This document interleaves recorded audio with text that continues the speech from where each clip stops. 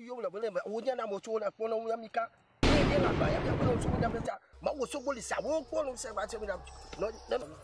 Hello. Pick up your shoe before you get struck by the thunders. Sorry. You are in the house of Mau Patopa Osobolisa. There is no fear. So my son, what can I do for you today in my shrine? I know plenty.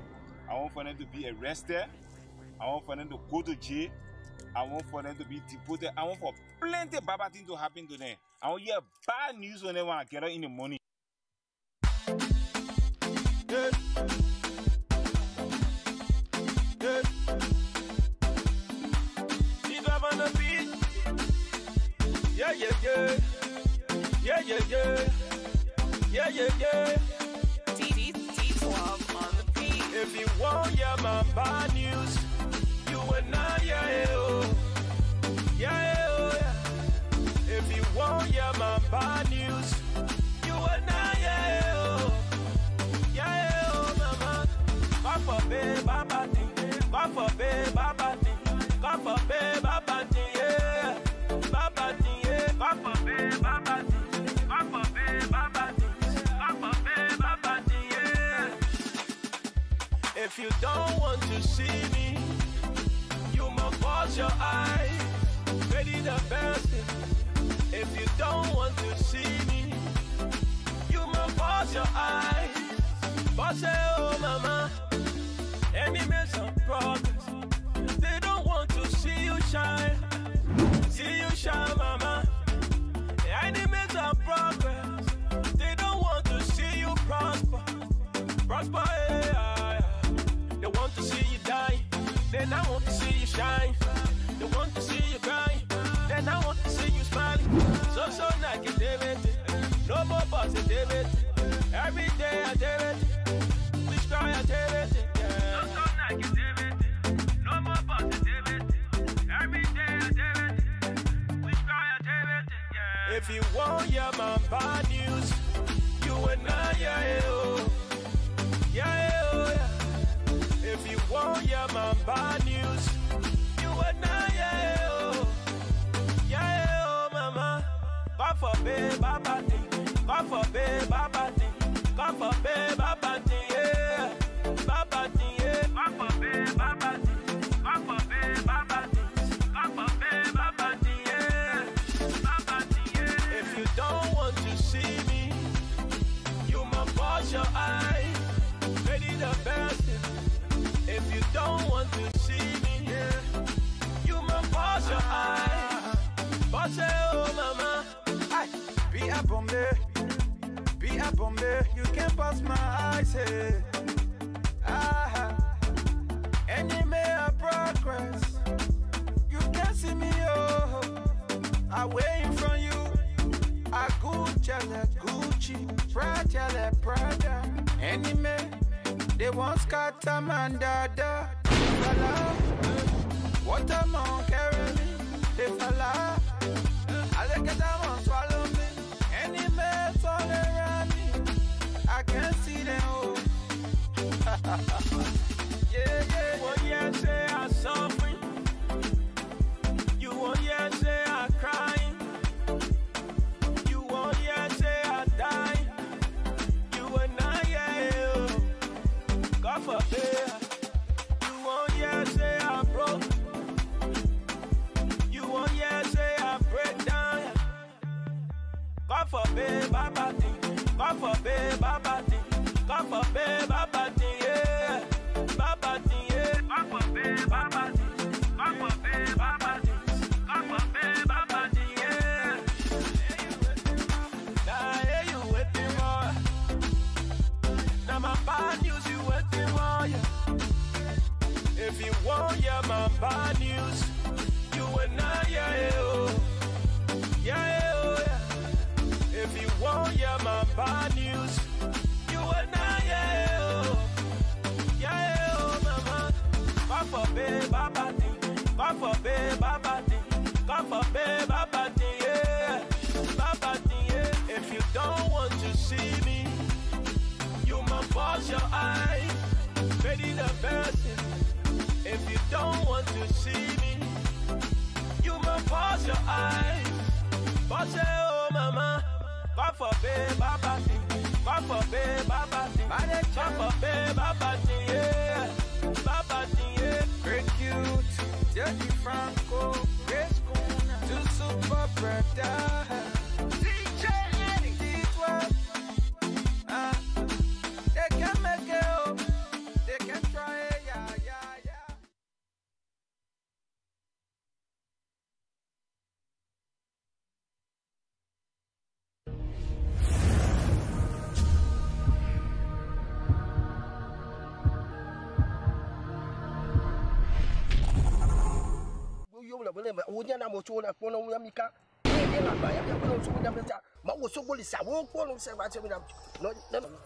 Hello. Pick up your shoe before you get struck by the thunders. Sorry. You are in the house of Mawu Patopa Osogolisa. There is no fear.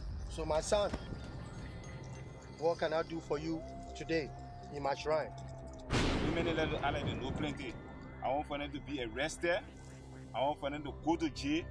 I want for them to be deported. I want for plenty bad things to happen to them. I want to hear bad news when they want to get out in the morning. Yeah. Yeah. Keep up on the beat. Yeah, yeah, yeah. Yeah, yeah, yeah. Yeah, yeah, yeah. T12 on the beat. If you want, yeah, my bad news. You and I, yeah, oh. Yeah, oh, yeah. If you want, yeah, my bad news. You and I, yeah, oh. Yeah, oh, mama. Come for babe, baba thing. Come for babe, baba thing. Come for babe, baba thing, yeah. Baba thing, yeah. Come for babe, baba thing. Come for babe, baba thing. Come for babe, baba thing, yeah. If you don't want to see me, you must close your eyes. Ready the best thing. If you don't want to see me, you must close your eyes. But say, oh mama, enemies of progress. They don't want to see you shine. See you shine, mama. Enemies of progress. They don't want to see you prosper. Prosper, yeah. They want to see you die. Then I want to see you shine. They want to see you cry. Then I want to see you smiling. So negativity. No more positivity. Every day I did it. We try I did it. Yeah. So negativity. No more positivity. Every day I did it. We try I did it. Yeah. If you want, yeah, my bad news. You and I, yeah, oh. Yeah, oh, yeah. If you want, yeah, my bad news. You and I, yeah, oh.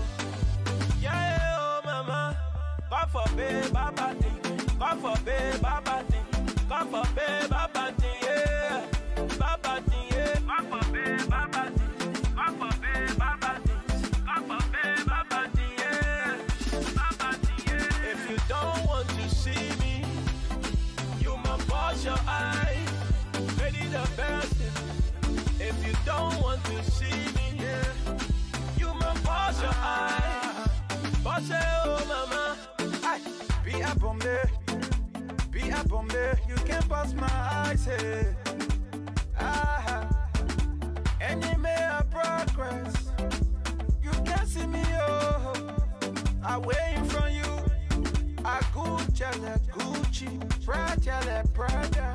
Enemy, they want scatter man, dada. What am I carrying? They fella. I look at them and swallow me. Any mess all around me, I can't see them. Oh. Yeah, yeah. You won't yet say I'm suffering. You won't yet say I'm crying. You won't yet say I'm dying. You and I, yeah, oh. God forbid.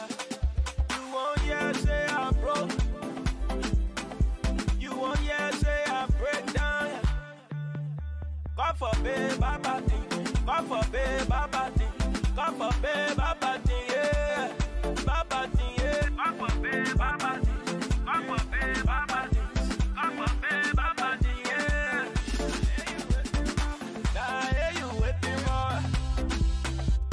hear my bad news, you waiting for you.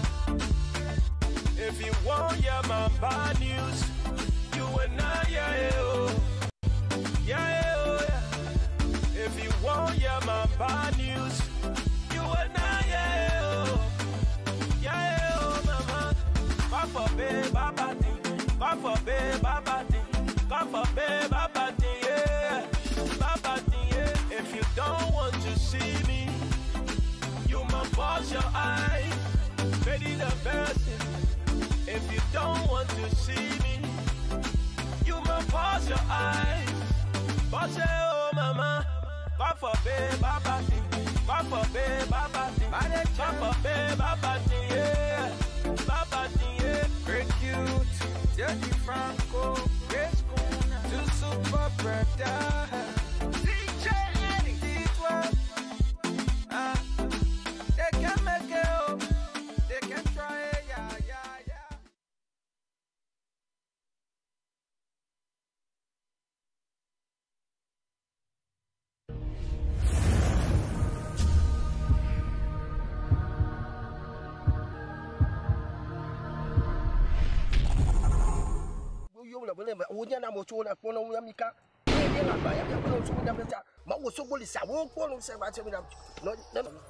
Hello. Pick up your shoe before you get struck by the thunders. Sorry. You are in the house of Mawu Patopa Osogolisa.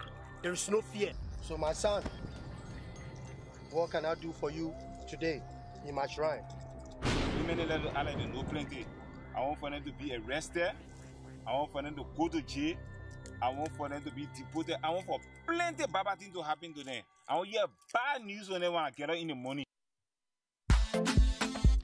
Yeah. Yeah. Keep up on the beat.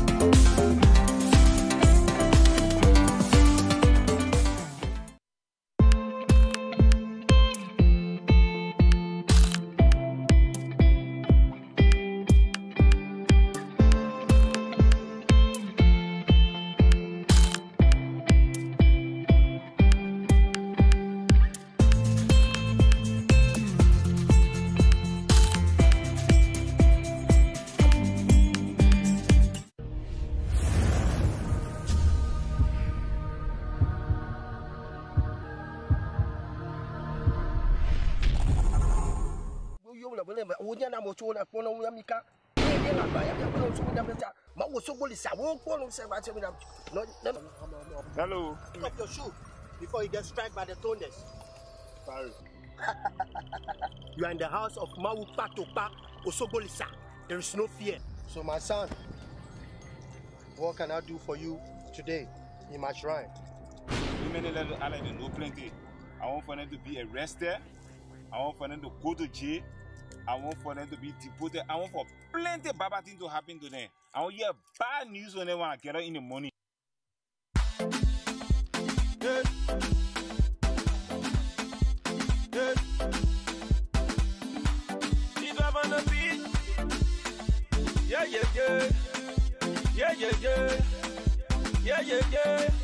D12 on the beat. If you won't hear my bad news, you will not hear it. Oh. Yeah, oh, yeah. If you won't hear my bad news, you will not hear it. Oh. Yeah, oh, mama. God forbid, Baba thing.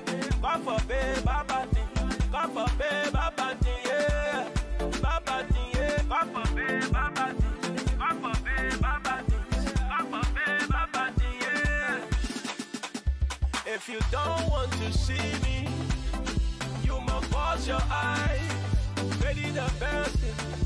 If you don't want to see me, you must close your eyes. But say, oh mama, enemies of progress, they don't want to see you shine. See you shine, mama. Enemies of progress, they don't want to see you prosper. Prosper, yeah. They want to see you die, then I want to see you shine.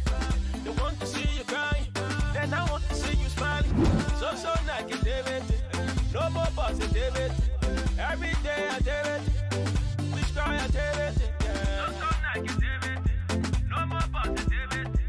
Every day I do it, we try I do it. Yeah. If you want hear my bad news, you and I, yeah, oh.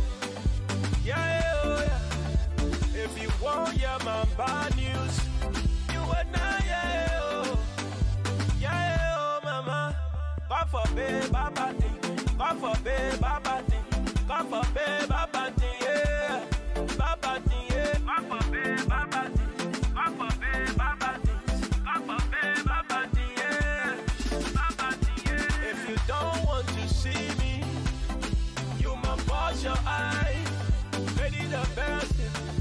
If you don't want to see me, yeah, you must close your eyes. But say, oh mama, be a bombe, you can't pass my eyes, hey. Enemy of progress, you can't see me, oh. I'm waiting for you. I Gucci, Prada. Enemy, they want scatter man dada. Fella, what am I carrying me? They fella, I look at them and swallow me. Enemies all around me, I can't see them, oh. Yeah. Well, yeah, say I'm suffering. You want, yeah, say I'm crying. You want, yeah, say I'm dying. You and I, yeah, oh. God forbid. You want, yeah, say I'm broke. You want, yeah, say I break down. God forbid, Baba thing. God forbid, Baba thing. God forbid, Baba thing, yeah. Baba thing, yeah. God forbid, Baba thing. God forbid, Baba thing. God forbid, Baba thing, yeah. Now, yeah, you waiting for. Now, my bad news, you waiting for, yeah. If you want, yeah, my bad news, you and I, yeah, oh. Yeah, oh, yeah. If you want, yeah, my bad news, you and I, yeah, oh. Yeah, oh, mama. God forbid, Baba thing. God forbid, Baba thing. God forbid, Baba thing, yeah. Baba thing, yeah. If you don't want to see me, you must close your eyes. Ready the best. If you don't want to see me, you must close your eyes. But say, oh mama, God forbid, Baba thing. God forbid, Baba thing. God forbid, Baba thing, yeah. Baba thing, yeah. Great cute, Jody Franco, Grace Kuna, two super brother. DJ Eddie, D12. They can make it up, they can try it, yeah.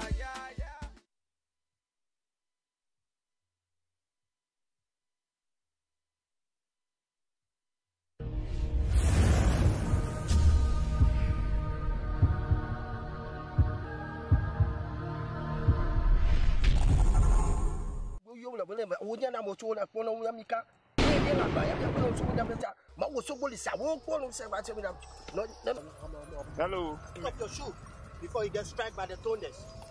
Sorry. You are in the house of Mawu Patopa Osogolisa.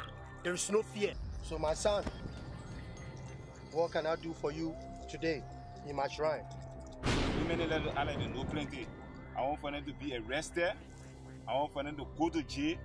I want for them to be deported. I want for plenty bad things to happen to them. I want hear bad news when they want to get out in the morning.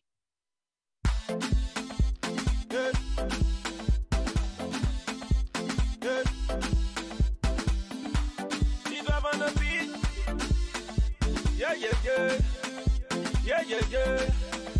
Yeah, yeah, yeah. T12 on the beat. If you want, yeah, my bad news, you and I, yeah, oh. Yeah, oh, yeah. If you want, yeah, my bad news, you and I, yeah, oh. Yeah, oh, mama. God forbid, baba thing. God forbid, baba thing. God forbid, baba thing, yeah. Baba thing, yeah. God forbid, baba thing. God forbid, baba thing. God forbid, baba thing, yeah. If you don't want to see me, you must wash your eyes. Ready the best thing. If you don't want to see me, you must wash your eyes. Boss, oh mama, enemies of progress. They don't want to see you shine.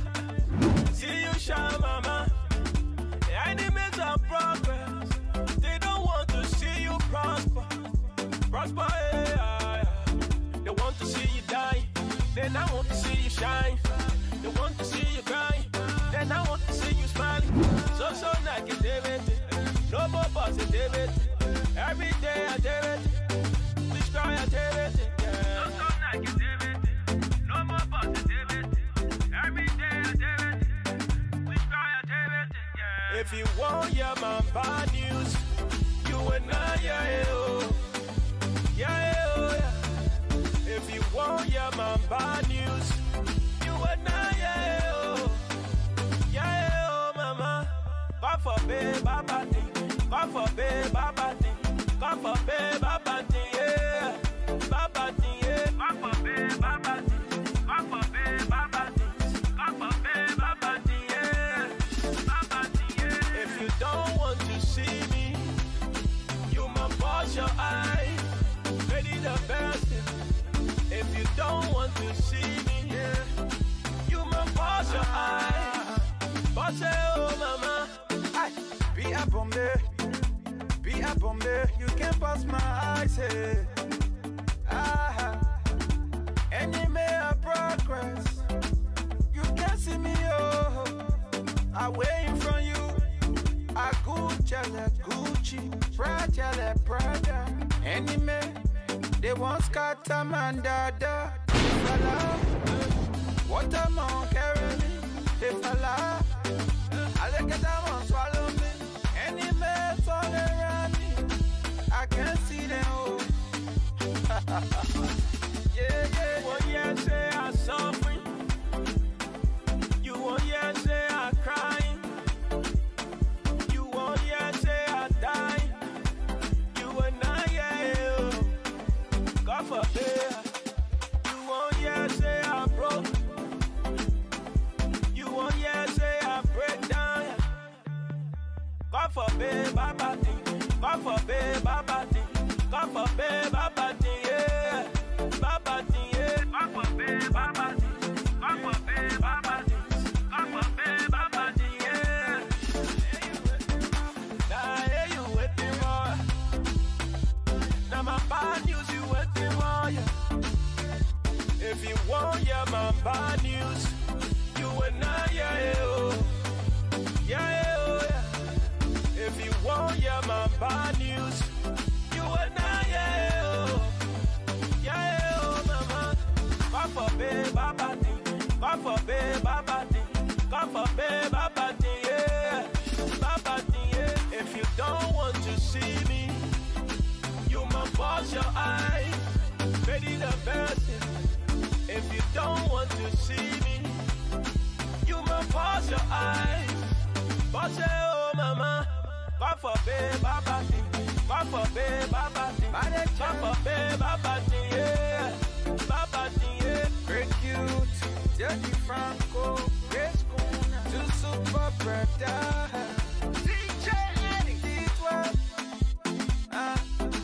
They can make it up, they can try it, yeah, yeah, yeah.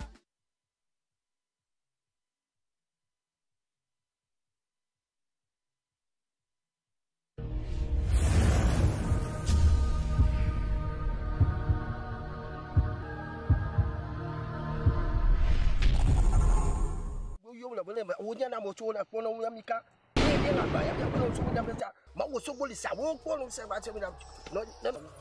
Hello. Pick up your shoe before you get struck by the thunders.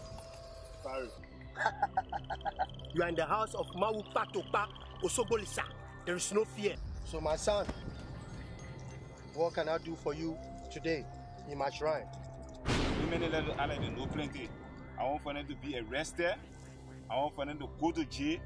I want for them to be deported. I want for plenty bad things to happen to them. I want hear bad news when they want to get out in the morning.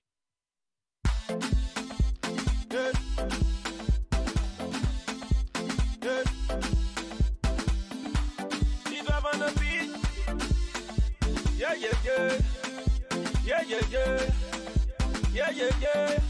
T12 on the beat. If you want, yeah, my bad news, you and I, yeah, oh. Yeah, oh, yeah. If you want, yeah, my bad news, you and I, yeah, oh. Yeah, oh, mama. God forbid, baba thing. God forbid, baba thing. God forbid, baba thing, yeah. Baba thing, yeah. God forbid, baba thing. God forbid, baba thing. God forbid, baba thing, yeah. If you don't want to see me, you must close your eyes. Ready the best. If you don't want to see me, you must close your eyes. Boss, oh mama, enemies of progress. They don't want to see you shine. See you shine, mama. Enemies of progress. They don't want to see you prosper. Prosper, yeah. They want to see you die. They not want to see you shine. They want to see you grind. They not want to see you smiling. So negativity. No more positivity. Every day I did it. Which cry I did it. Yeah. So negativity. No more positivity. Every day I did it. Which cry I did it. Yeah. If you want, yeah, my bad news, you and I, yeah, oh. Yeah, oh, yeah. If you want, yeah, my bad news, you and I, yeah, oh. Yeah, oh, mama. God forbid, baba thing. God forbid, baba thing. God forbid, baba thing, yeah. Baba thing, yeah. God forbid, baba thing. God forbid, baba thing. God forbid, baba thing, yeah. Baba thing, yeah. If you don't want to see me, you must close your eyes. Ready the best. If you don't want to see me, yeah, you must close your eyes. Boss, oh mama, be up on me, you can't pass my eyes, hey. Enemy of progress, you can't see me, oh. I waiting from you, I Gucci, Prada. Enemy, they want scatter man, dada. What am I carrying? They fella. I look at them and swallow me. Any mess all around me, I can't see them all. You in your phone, you're nobody.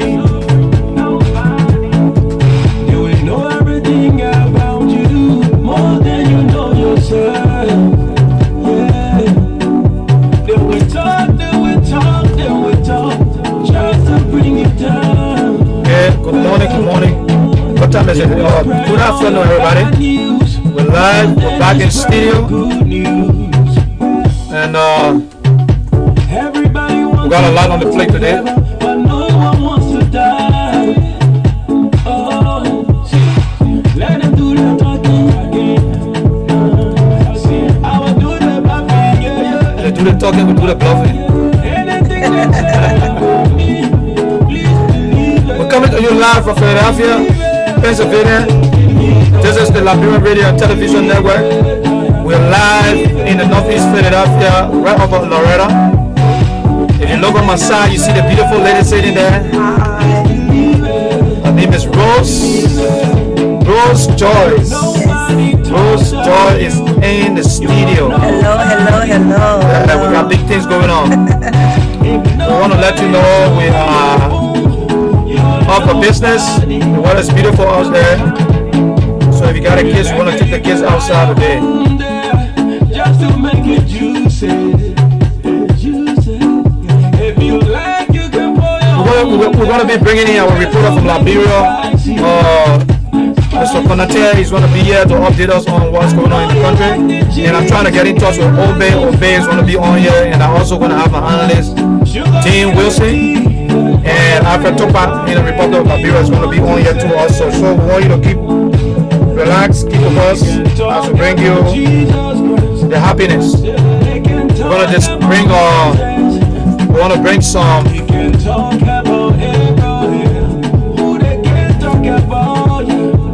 me see.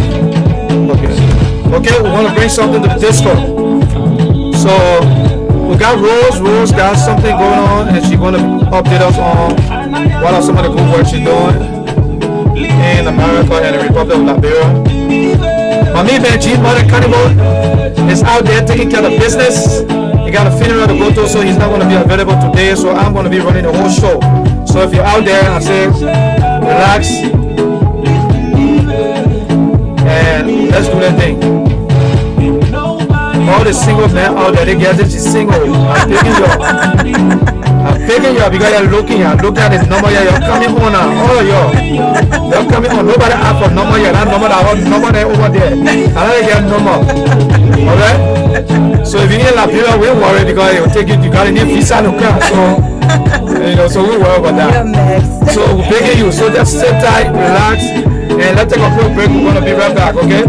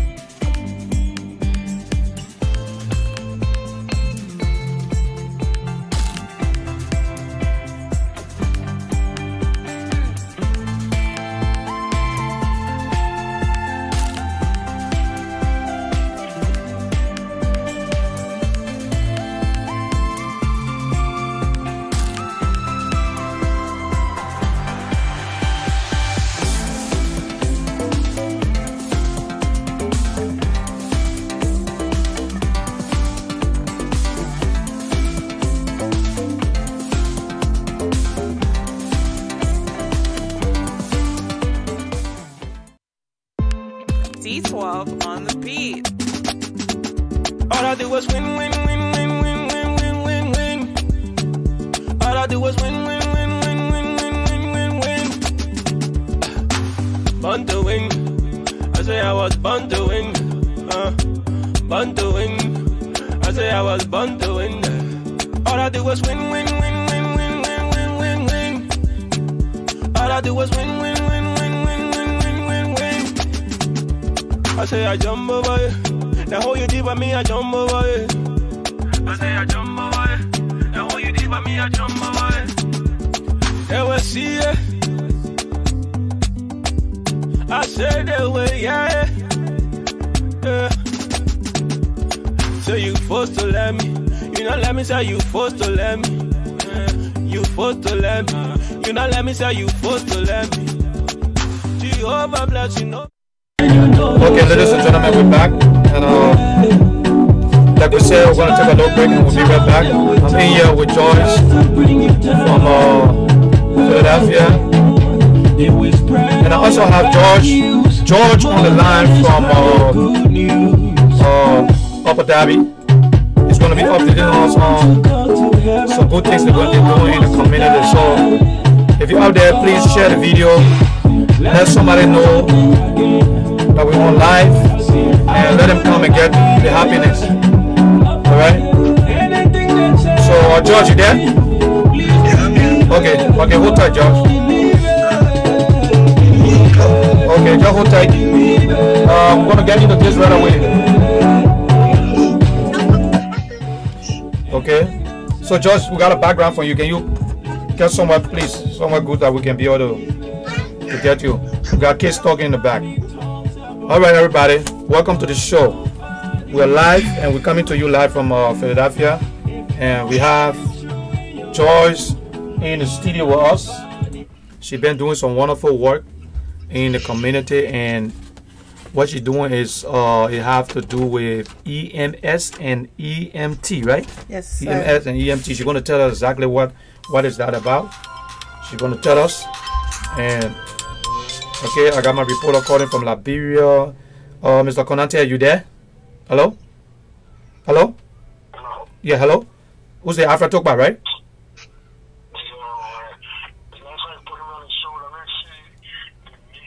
Oh, no, hold on 1 minute, Alfred. Hold on 1 minute. Okay, let's take a quick break. We'll be right back. Hold on 1 second. Let me take a quick break, and we'll be right back. Hold on 1 second. Hold on, Alfred. Hold on 1 minute. Hold on 1 minute. Hold on 1 minute.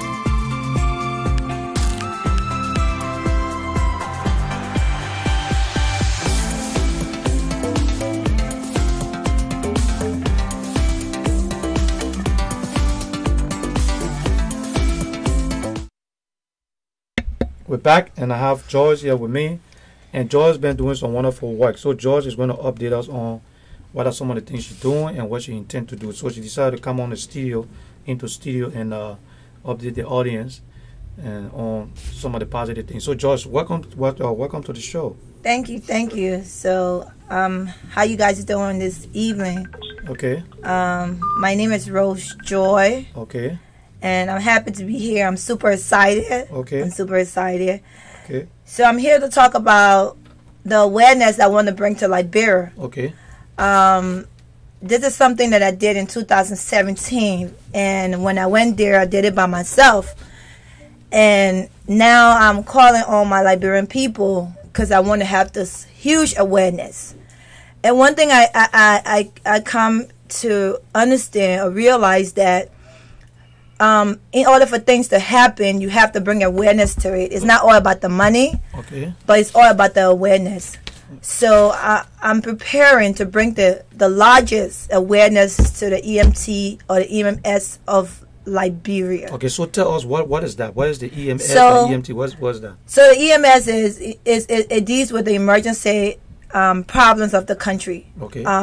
Happening when people have accidents, when people have heart attacks, when people have shortness of breathing, or when someone is choking. Okay. So we want to find a solution to it. We always have this solution of going to the hospital, but we don't have the preventive measure to deal with situations like this. Okay. So now I'm bringing the awareness to this. I'm super excited, okay, because I know this is going to save so many people's lives. Okay. And I'm pleading on the Liberian people to listen, because, we may think that our country can get to the stage we wanted to get to, but no, that's not a fact. You have to work to get something accomplished.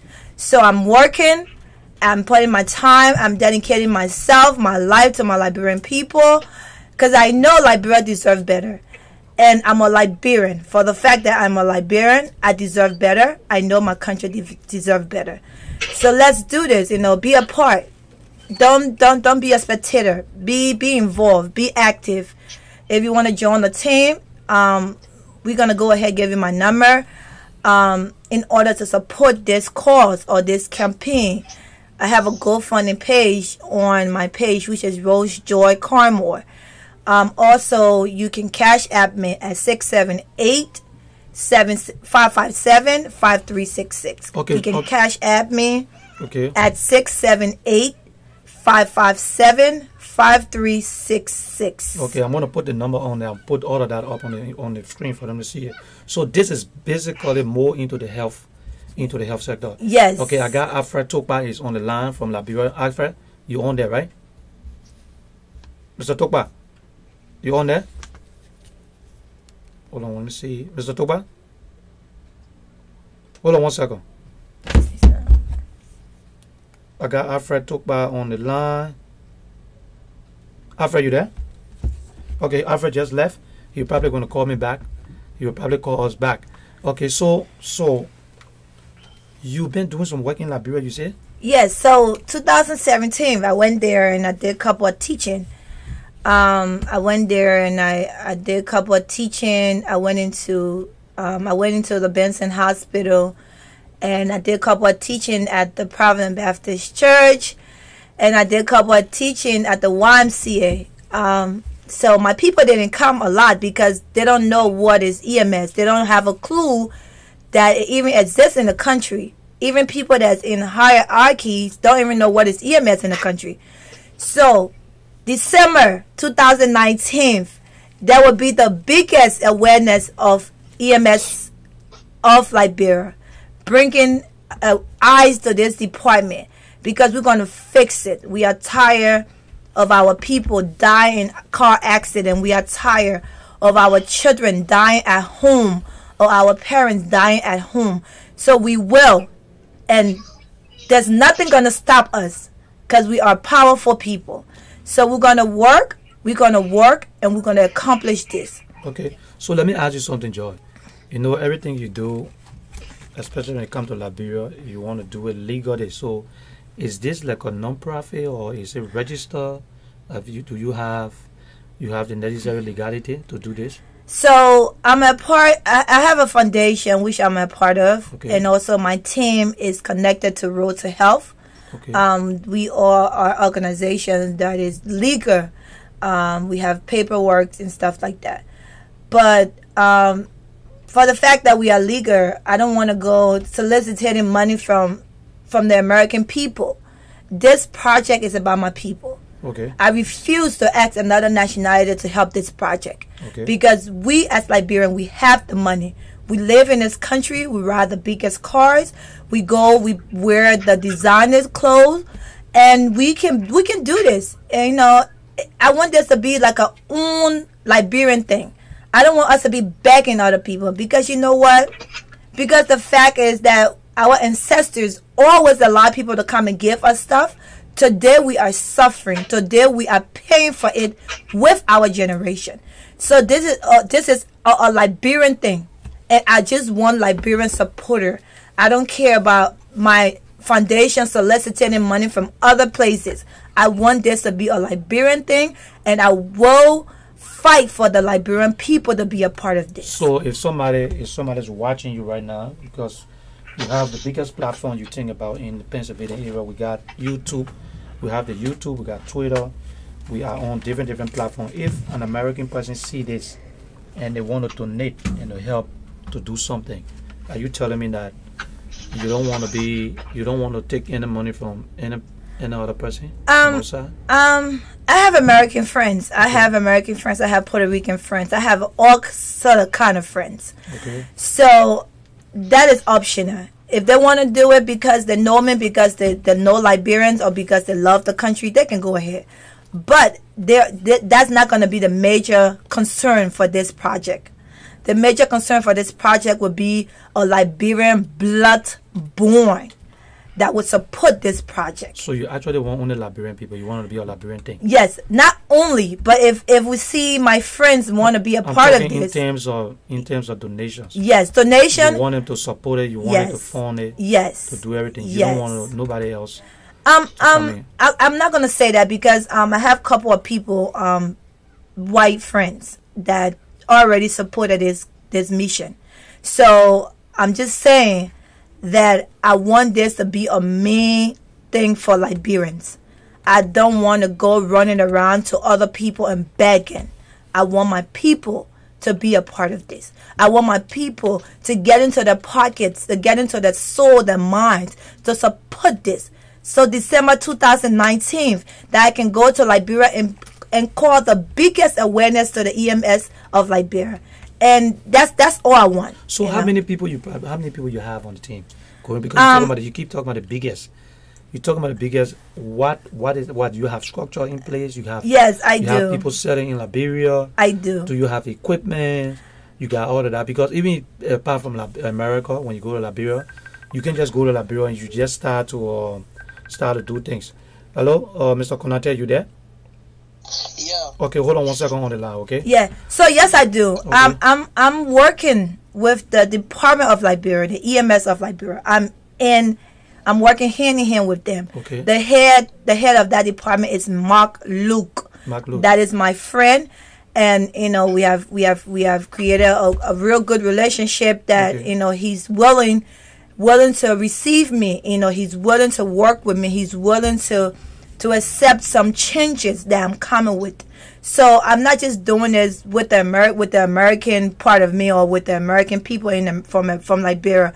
I'm doing this with the people of Liberia too, the main people of Liberia. So can we say you are a concerned citizen who decide to take up an initiative to go to Liberia and give back to Liberia? Yes. Right? That's yes. what you should say, right? Yes, so that's what I am. You're just concerned and you want to go back to Liberia to do something positive. You want to be able to do something to help back home, right? Yes. So that's why you decided to come to this identical or part of the health sector and see if you can do something in there, right? Yes. So, ladies and gentlemen, those of you who out there watching, we keep saying that Liberians are not ready. We don't want to do nothing, and people just sitting in America. They don't want to move. They don't want to do anything. Now you listen to Rose. Rose is saying that she's concerned about the situation when it comes to the health sector in Liberia. So she's taking up an initiative to go to Liberia and help with the emergency response system. So I visited Liberia before.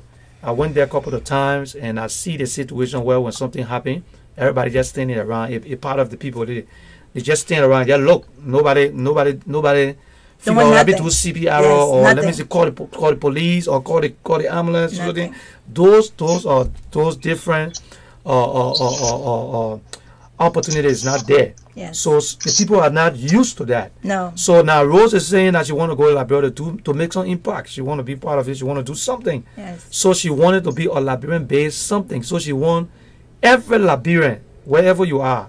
She's not a non-profit. She associated with a non-profit, but she's not a non-profit. Yep. So she want to go to Liberia and do something where she will impact lives in Liberia. So this is a very good initiative. So she's saying that she want you guys to help. What I'm going to do, I'm going to get the information from here. And we are a non-profit organization here based in Philadelphia, Pennsylvania. The Liberian Radio and Television Network is being owned by the Sharing Development Foundation. We're legal. Everything we do here is legal. Amen. So we want you, she's saying that she wants you to support us. So I'm going to talk to Rose. This shouldn't be the first time. I'm going to see if I can bring Rose back on here. And we can have another dialogue. Awesome. Another time we'll give her the opportunity to come back and give her another time so she can come back and we can finally go more into details. Now Rose, when you say you're going to be going, when is 2000? You say you've been doing some work December, right? So I started doing this in 2017. In 2017. And now I'm going back in 2019 December. And this is I'm gonna try to get a bigger place because I want the common people to be a part. There's not a government thing. Okay. This have nothing to tie to government. Okay, that's good. There's not politics. It's nothing to do with politics. Yeah. When it comes to health. Yeah, when it comes to health, health. most of the time it got nothing to do with politics. Even if you in the hierarchy and something happens to you, you need someone to help you. That's correct. So nothing about politics. I tie to no politician. Nothing. Okay. I'm a simple person. I'm here to help my Liberian people. I'm here to call on my Liberian people to support me. Okay. So I want people to live. I want people to stay alive. It's not a big deal. It's not a point when you living in a country and you giving stuff, but when something emergency happen, there's no help.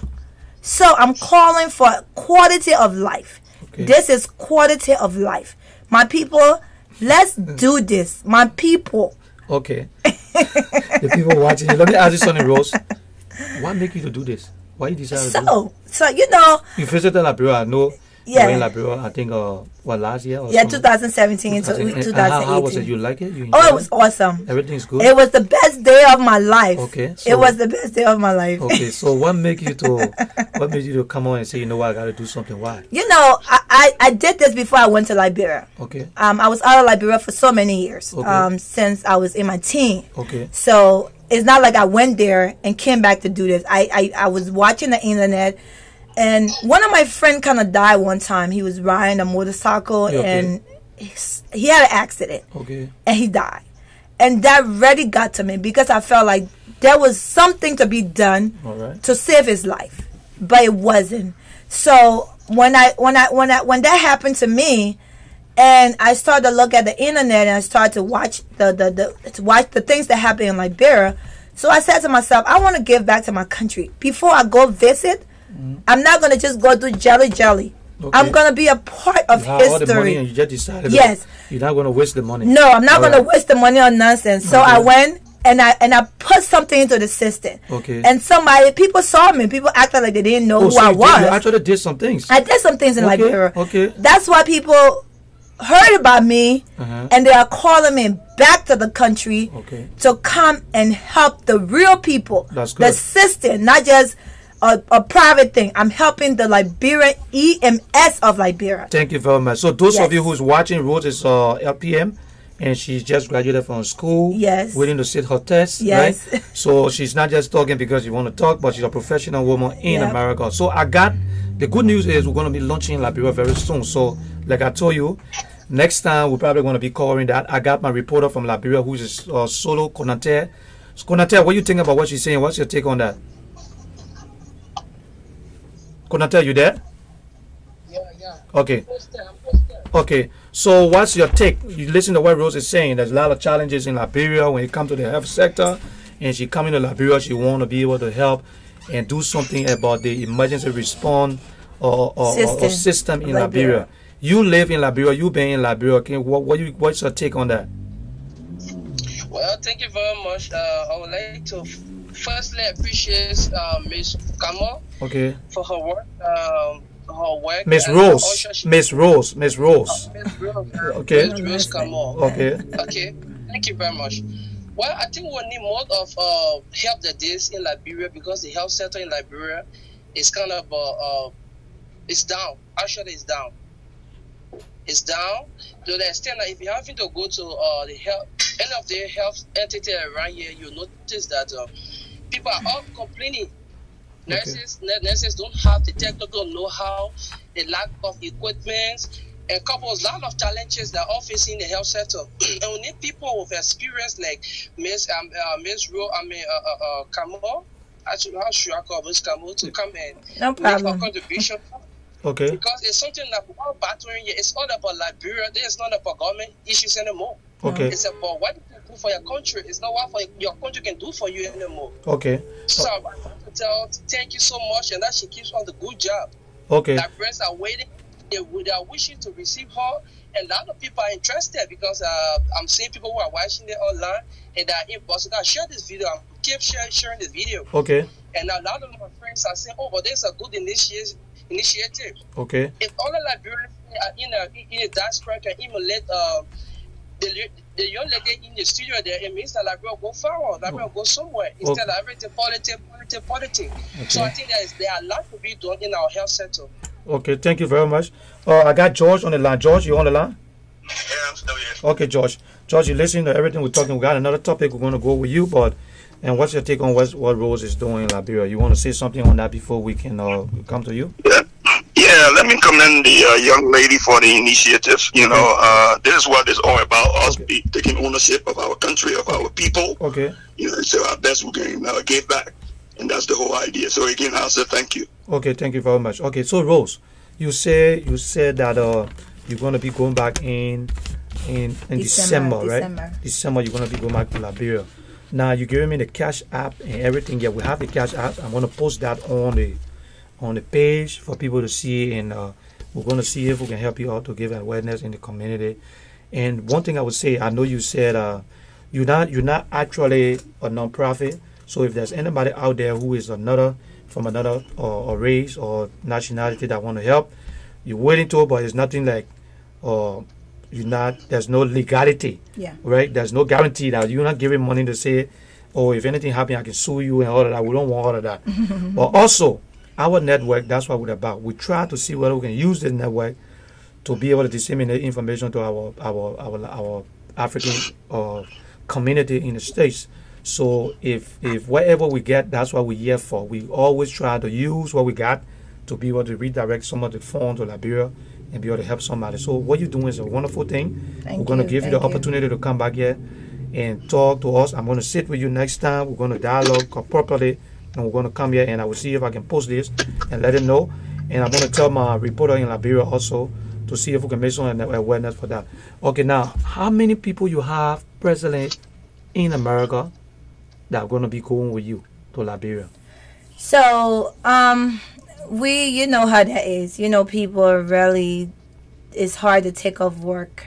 Okay. But I have Dr. Jala. He's not really. I know Dr. Jala. Yeah, he's not ready.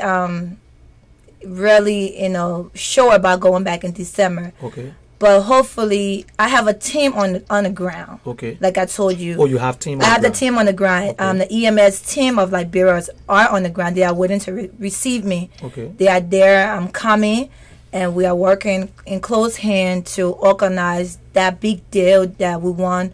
All the people, all the common people from the streets, the market women, the motorcycle people, the pimping drivers, the people at work, the people that work at the fast food center, the ones that work at the airport, people that work in various offices to come that day. Bring your children. It's not about you have to be older or big.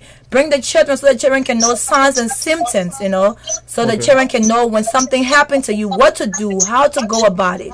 So that day, the Liberian team, they are waiting for me, and Mark Luke is the head. I want to say thank you to him because it's not easy. He's doing his best to help the Liberian people. Okay, now let me ask you, right? I have the reporter on here. So will it be necessary the next time you come in, so we can be able to talk directly to the team on the ground? If we can have them, on, so we can be able to talk with him. Sure. He's willing to come on anytime. Okay. Mike Luke is willing to come on. He was on a couple of shows with me. It was late night. He even came on like he woke up out of his bed. Okay, let me hold you there. Let's take a break and we'll be right back. Okay. All right. Okay.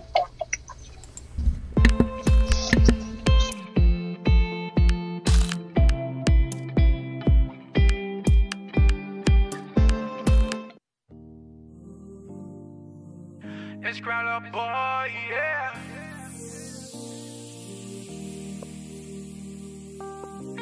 I too happy you came my way. Soon on day break like your face I wanna see. I just wanna be loving you. That's just how I wanna be. I will ride for you like Gange. No one wants you, you're not pamble. I love you, don't tante. Oh, got me singing like morning, oh, morning, baby. I just wanna sing morning, oh, morning, baby. Got a song for you, yeah. Morning, oh, morning, baby. I'm in love with you. Morning, oh, morning, baby. When you smile, the whole world freeze. Oh, da, da, da. When you pose, no need to say cheese. Oh, no, no. Your beauty, that news, let them carry the cheese. Oh, yeah, oh, yeah. No competition, you take it with ease. Put that, you know, put that on my heart, oh. For nobody, wherever your spot, oh. Morning, oh, morning, baby.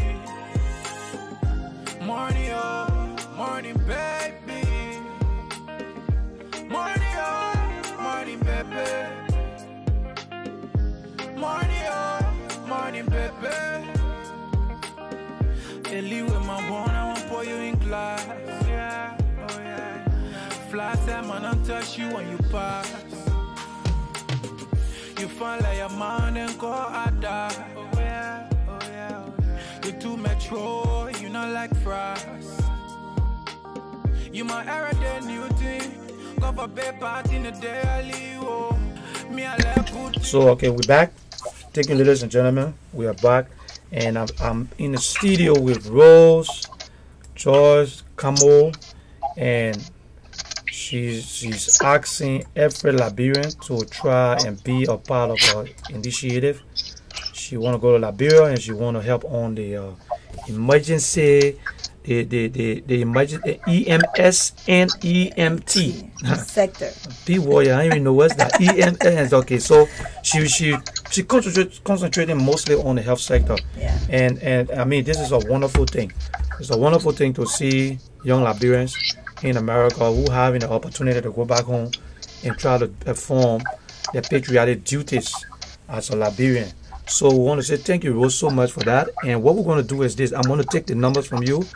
We got to do this another time. We got to come back so I can have you on here another time so we can dive into this. And I will have my reporter to see if you can give me the information to go to the guy you're talking about in Liberia, your team. Okay. So we can bring them on and we can actually dialogue and talk about things that happen in affecting. No problem. We also have the health sector in here with Mr. P.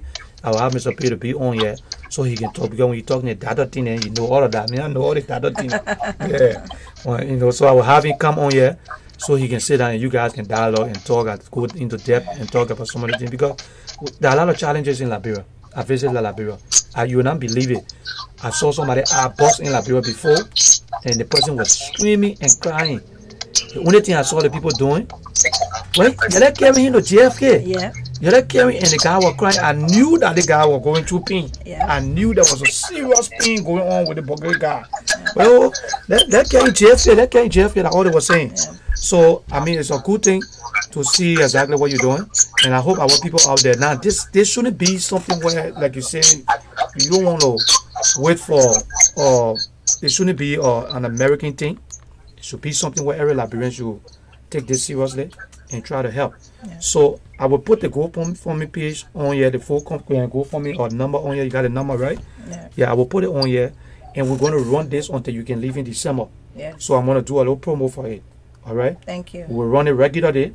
Anytime we come on, we're talking it, and we got to, what we need to do is we need to set up a schedule. I will set up a schedule, give you the opportunity, so you can come if 2 days in the week, 3 days in the week, so we can continue to talk about it, so people can, because a lot of people want to do something, but they don't know. Yeah. They don't have it.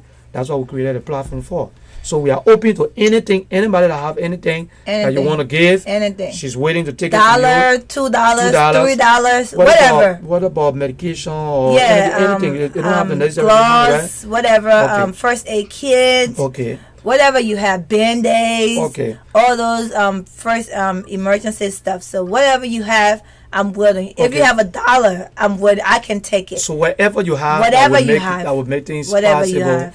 for things to happen. That would be Yes. good. So we decided to bring Rose on for the audience. We decided to bring Rose in today, just for a little few minutes, for her to just, I mean, you know, inform us and give her a little opportunity, to talk and just tell us exactly what she's doing. We're going to be bringing a lot of people like this, so you can understand some of the good work people are doing in Liberia.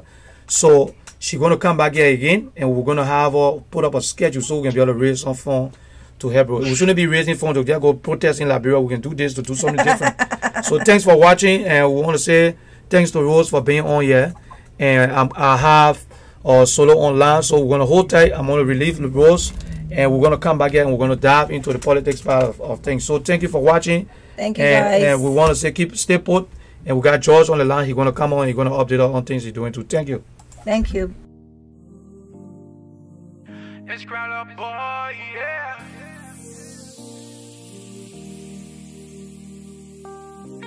I too happy you came my way. Soon on day break like your face, I wanna see.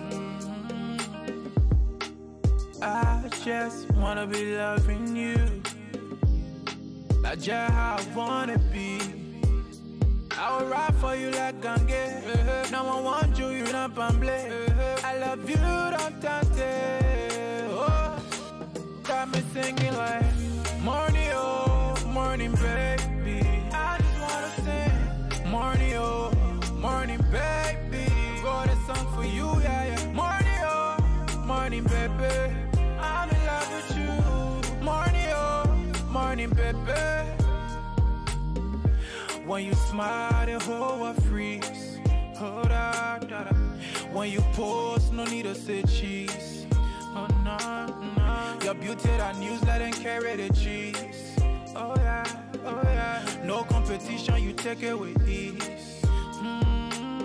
Put that, you know, put that on my heart too. But nobody, wherever your spot, oh. Morning, baby. Morning, baby. Morning, baby.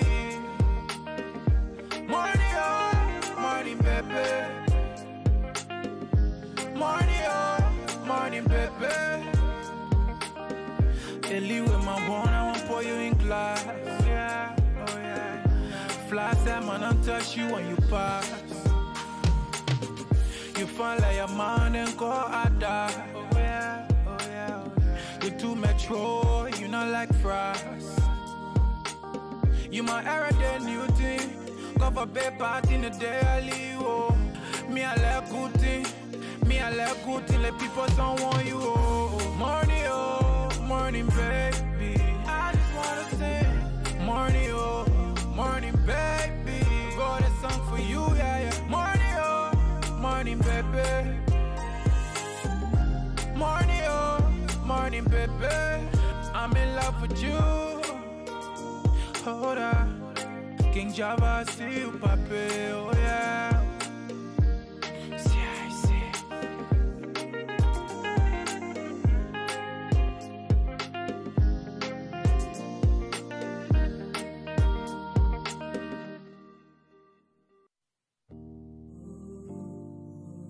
It's Crown Up Boy, yeah.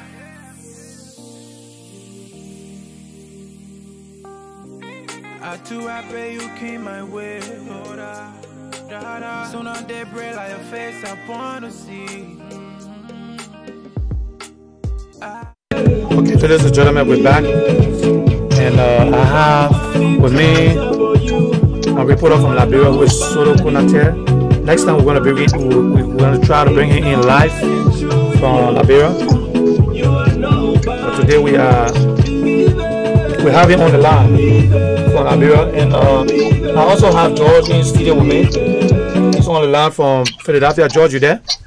Yeah, I'm here. Okay, how you doing, George? I'm doing well, thank you. Okay, tell me what is happening. What's going on? Okay, to everyone out there, good evening. My name is Reverend George Foley. Okay. And basically, I'm just happy to be here. But before I go ahead, let me commend the young lady again. Okay. And as per her information, being work in the health field, okay. You know, I can get contact because I can't supply. Okay. Make sure she gets some supply that is needed. Oh, that's great. That's great. That's great. Okay. All right. But with that said, we just wanted to, you know, just bring the awareness, like we all saying, to see how best we can help our country, school, community, wherever we can. Yeah. So there's a group of us that left. Yeah, I know y'all gonna say something. There's a group of us that left junior high school 40 years ago. Okay. Yeah, okay. And we have been together since, on and off. Okay. We from St. Peter's Lrtn School, I think on the Boulevard. Okay. Okay. What we trying to do as our class, this is an organization, you know, we usually collect money and give back. Okay. But our class have decided, because it's been 40 years, so we having a program to benefit not only to our school, but starting with our school, where we want to do a science lab. Okay. So with that said, I know that's what the long years said. I frequent Liberia most often, and I see what the people really need. You know, so the little bit that we can do, because us here, is just to come in, you know, to see how we can help. We won't be having a full-day program up in the Philadelphia area from the area of Washington to a dinner board to a church service, which will be on Sunday. And then from there, you know, wherever proceeds is collected, you know, as per there, every aspect of that money will go towards our final goal. Also, let me just add, one of our members also have a foundation. She's presently in Liberia, My Heart Appeal. Okay. Her organization basically help those that are mentally challenged. I think she just had a program on SKD, if I'm not mistaken, 2 weeks ago. She's part of this group, that's just a subgroup of us, but we just trying to see how best we can start somewhere to give back to basically our school and the community in Liberia, Okay. Okay. All right. That's good. That's good. So this is going to be, you said in the northeast or in the? Yeah. Okay. So basically, what we do on Friday of April 26th, no, Friday of April 26th, there will be a boat ride on the Spirit of Washington. It's an all-white affairs. Okay. Okay. On Sunday, we will be having a black tie event on an elegant place up in the northeast, in the Bristol area, called Georgina. Okay. All right. On Sunday, we will be at Florence United Christian Assembly Church of Reverend Lafayette Willis, where we will be worshiping. The cost of this is $100. Again, it's a black tie affair. Okay. The boat ride is all white. It's an all white dress up. Okay. All right. Okay. George, how long you been doing this? 40 years. Oh, you said 40 years. 40 years. So you guys been going back and forth to Liberia? You've been visiting? Yeah, Liberia? I mean individually, Africa, Liberia, once a year or twice a year. I have seen it.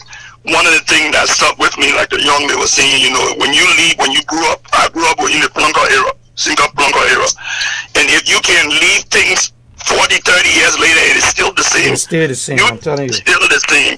My brother, what really got to me, I know when I was a little boy, I used to go to Do River to do what I had to do there. Yeah. And I still see people going to Do River, buying tissue and what have you. Yeah. They just struck up. Yeah. And God have blessed some of us, to migrate over here. This is a blessing here. It's only right that we give back. Okay. But we all can get started somewhere. Okay. Okay, so for our audience, that's George on the line, and they're going to be having a fundraising in the northeast area, and the Liberian Radio and Television Network is going to be covering the program for them. All right, so we're going to be there live, and you're going to be seeing everything that's happening. And also, George, I'm going to tell you that if there's anything that's going to be taking place in Liberia, we're about to launch in Liberia. So we're going to be there, just how you see the KMTV running. We're going to be in Liberia also, have our team on the ground. They're going to be working in Liberia and doing work for us. So you say it's $100 for anybody can come, right? Anybody can come. Anybody can come. Anybody can come. Anybody can come. Okay. Yeah. So admission for you say $100 the tie, right? Yeah, it's a black tie affair. I mean, it's what we do. Men black suit, black tie. Women in an evening gown, black. And that would be $100. $100. And can I just throw this in? We will have two little mini performance, because the whole idea of people to come and enjoy yourself. So all you can eat thing, this $100 call, all you can eat, all you can drink, but only limited to beer and wine. So anything hard beverages, for those who drink, you got to pay for it. But $100 calls, all you can eat and all you can drink. Okay, now all the 4 days program you have to do, can you bring kids? Is kids available? Kids can come? For the meet and greet, I'm sorry I didn't show you a meet and greet on Thursday, and there were adults who can bring kids, but it's an all adult affair. All adult affair. Yeah. Okay, all adult affair. We want to say thank you so much. Thank you so much. And how many people? The lady that I talked to before talking to you, what's her role? What's her position in the? I'm sorry. It's Marlon Phillips. She's the chairperson for the committee that we were planning. I think I'm just the co-chair. Co-chair.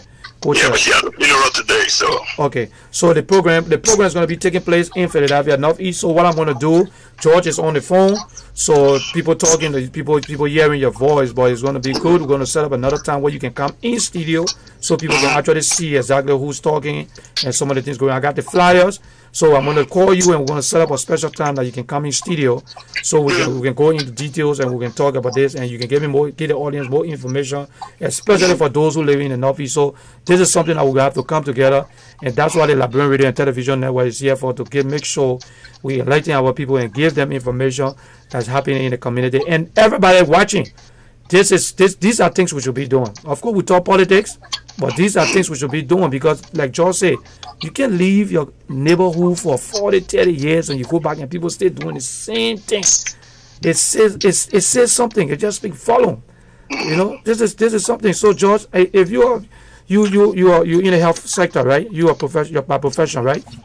No, I'm an accounting. Okay, yeah, but anyway, but so if you go to Liberia and you see it and you be in touch and you have to do something, I think it's incumbent on everybody to try and help. And now let me ask you, George, if other people out there, like from different race and nationality, want to help, what can they do? What can they do to help you guys? I mean, the flyer goes for everyone. We know we are diverse. The idea, we just want our message to go across. All about Liberia. We want to help Liberia, you know.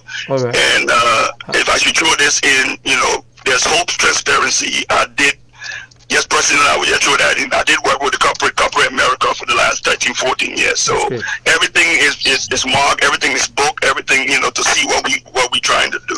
If I can just throw one thing in the flyer, Go ahead.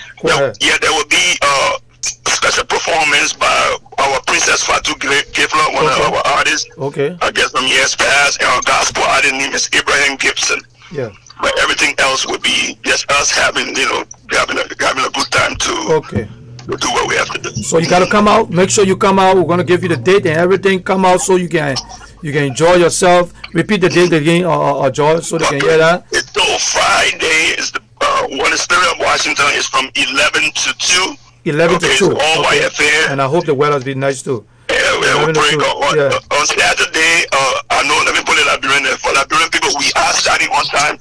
Because we're kind of late. It's from 7 to 12. 7 to 12. 7 to 12. Don't come 2 o'clock because you're waiting. You go to all the other parties, they kind of miss it. So you got to come 7. Yeah, 7 to 12. I beg you, if you're coming here, please come our way. We will be there on time. I know you heard earlier, I said, Remy, they will tell you about me. I like to be punctual even in church. So please, if you come in, don't waste your money. Please come and have fun and enjoy yourself. Enjoy yourself. Okay, we want to say thank you so much, Remy. And we're going to bring you on live. I'm going to try my best. We're going to get in touch. And we're going to bring you on live so we can keep discussing it until the program can happen. So we want to say thank you for coming on, and we really appreciate it. And you guys keep supporting us so we can have this network is for everybody. This is the only means that we believe that we will have in Philadelphia, Pennsylvania, in the tri-state, where we'll be able to give information to our people so they can know exactly what's happening. So we want to say thank you for coming and keep in touch. Keep in touch. Tell me, find a special date and let's put something together so you can come back in studio so we can dissect it and go more into details. Okay. Yeah, thank you again. Thank you so much. Thank you for the platform. Thank you for the reporter in Liberia. Okay. Like we all say, I always, even when I preach, when we bleed, we bleed red. When we bleed, we bleed LIB. That's so true. let's keep that in mind. Thank you so much. Thank you so much. Thank you so much. Okay. Okay, ladies and gentlemen, that was George, and you heard it for yourself. George is going to be having some program in the Northeast Philadelphia, and I have my reporter. So we're going to take a quick break, and we'll be right back. And I have the reporter here, and he's going to come out and give a little update on the happenings in Liberia. So stay put, and let me take a quick break, and we'll be right back. It's Crowd Boy, yeah.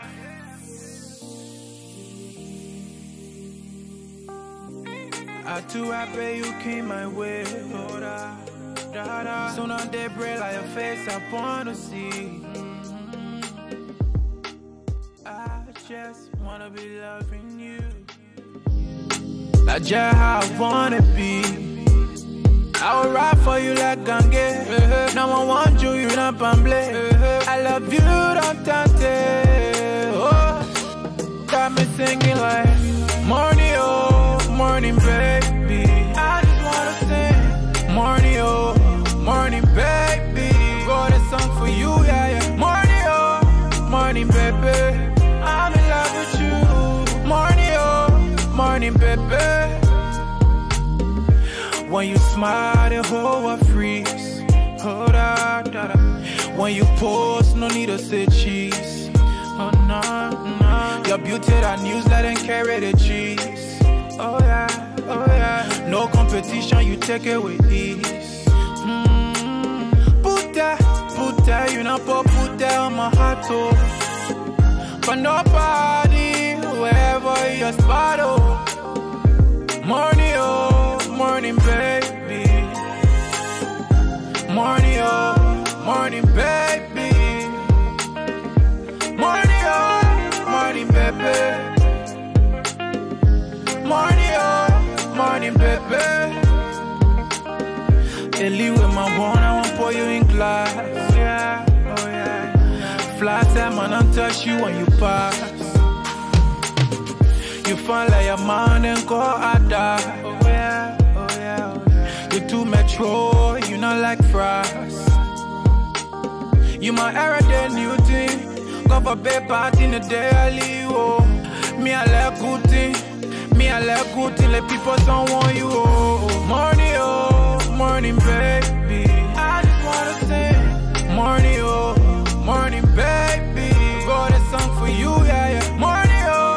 Morning, baby. Morning, baby.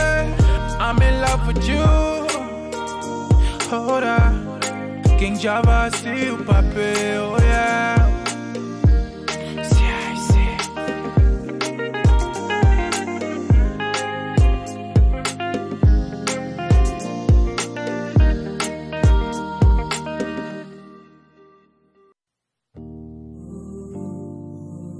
It's Crown Up Boy, yeah.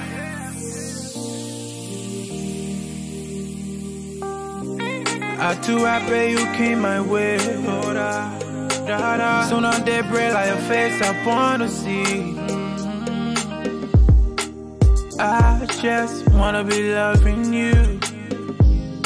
That's just how I wanna be. I will ride for you like Gange. No one wants you, you're not pamble. I love you, don't tante. Oh, got me singing like morning, baby. I just wanna sing. Morning, baby. Got a song for you, yeah, yeah. Morning, baby. I'm in love with you.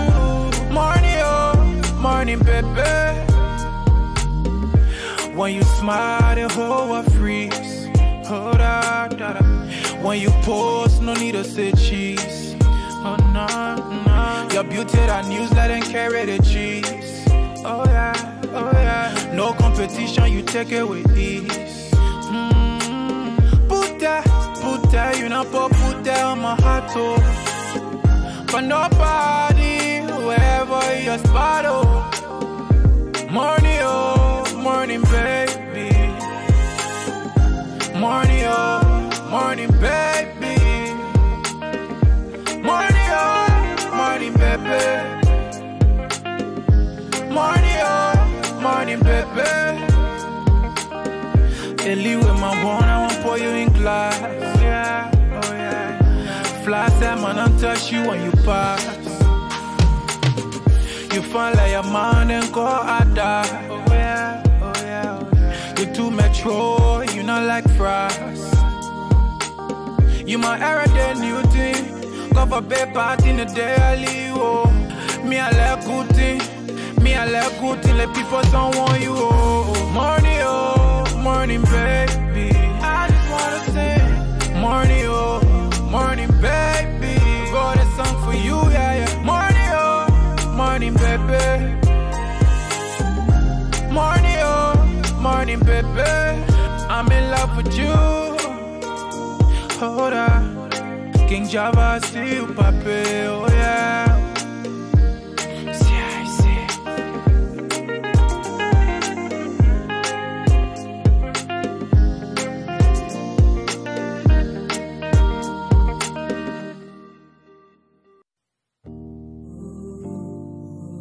It's Crown Up Boy, yeah.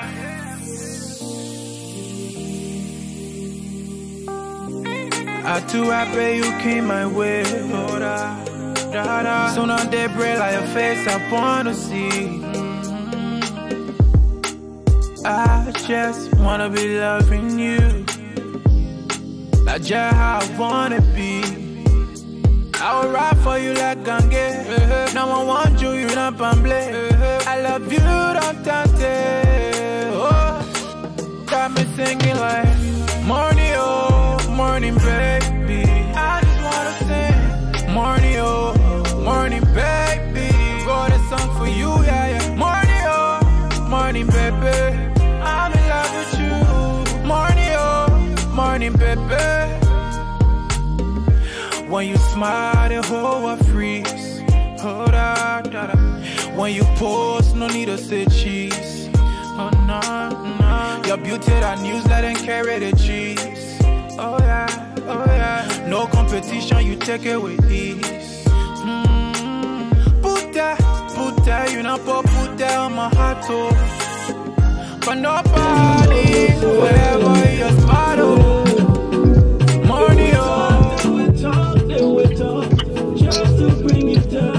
Okay, ladies and gentlemen, we are back in studio. I just had George, who just completed her little thing, and she left. And George, the guy, the Reverend, he just left, and Rose was here, and I think you listened to what she was saying. Now I got Obi on the line from Texas. I think everybody's aware of Obi. So we're gonna be having Obi here for a little bit, and I also have our analyst Dean Wilson from Abu Dhabi. We want to say welcome to all our viewers around the world. We want you to share the video. And Alpha Tokba, if you're there, we want you to call. You can call in at Alpha Tokba because we have Obi there, and I also have Dean Wilson. And those of you who are watching, you want to share the video for us. And I'm going to go directly to Liberia where we have our analyst, which is on the line. He's going to update us on what's going on the ground concerning the protests. So, you there, Solo? You there? Yeah. Okay. Solo, tell us what's going on the ground. As we hearing about the protests that's supposed to take place in Liberia, can you update us on what's your take and what's happening on the ground? Is it gaining momentum? Thank you very much for having me on the Calibre Show. And let me first say good evening to you and good evening to the people of Liberia, as well as the world has allies. The issues of the Obi, hold on 1 second. Hold on 1 second. Obi, you can hear the reporter? Can you guys hear the reporter? Yes, I can hear you. Okay, go ahead. Hello? Yeah, go ahead. You're fine. Yeah. Like I said, good evening to you and good evening to the people of Liberia and the world at large. There are issues trending right now in Liberia, and one of which has to do with the Ipeni Julasari protest that is to be held on Friday of this year. And it is giving momentum actually in Liberia. And when it comes to the public reactions, there are mixed reactions from the public.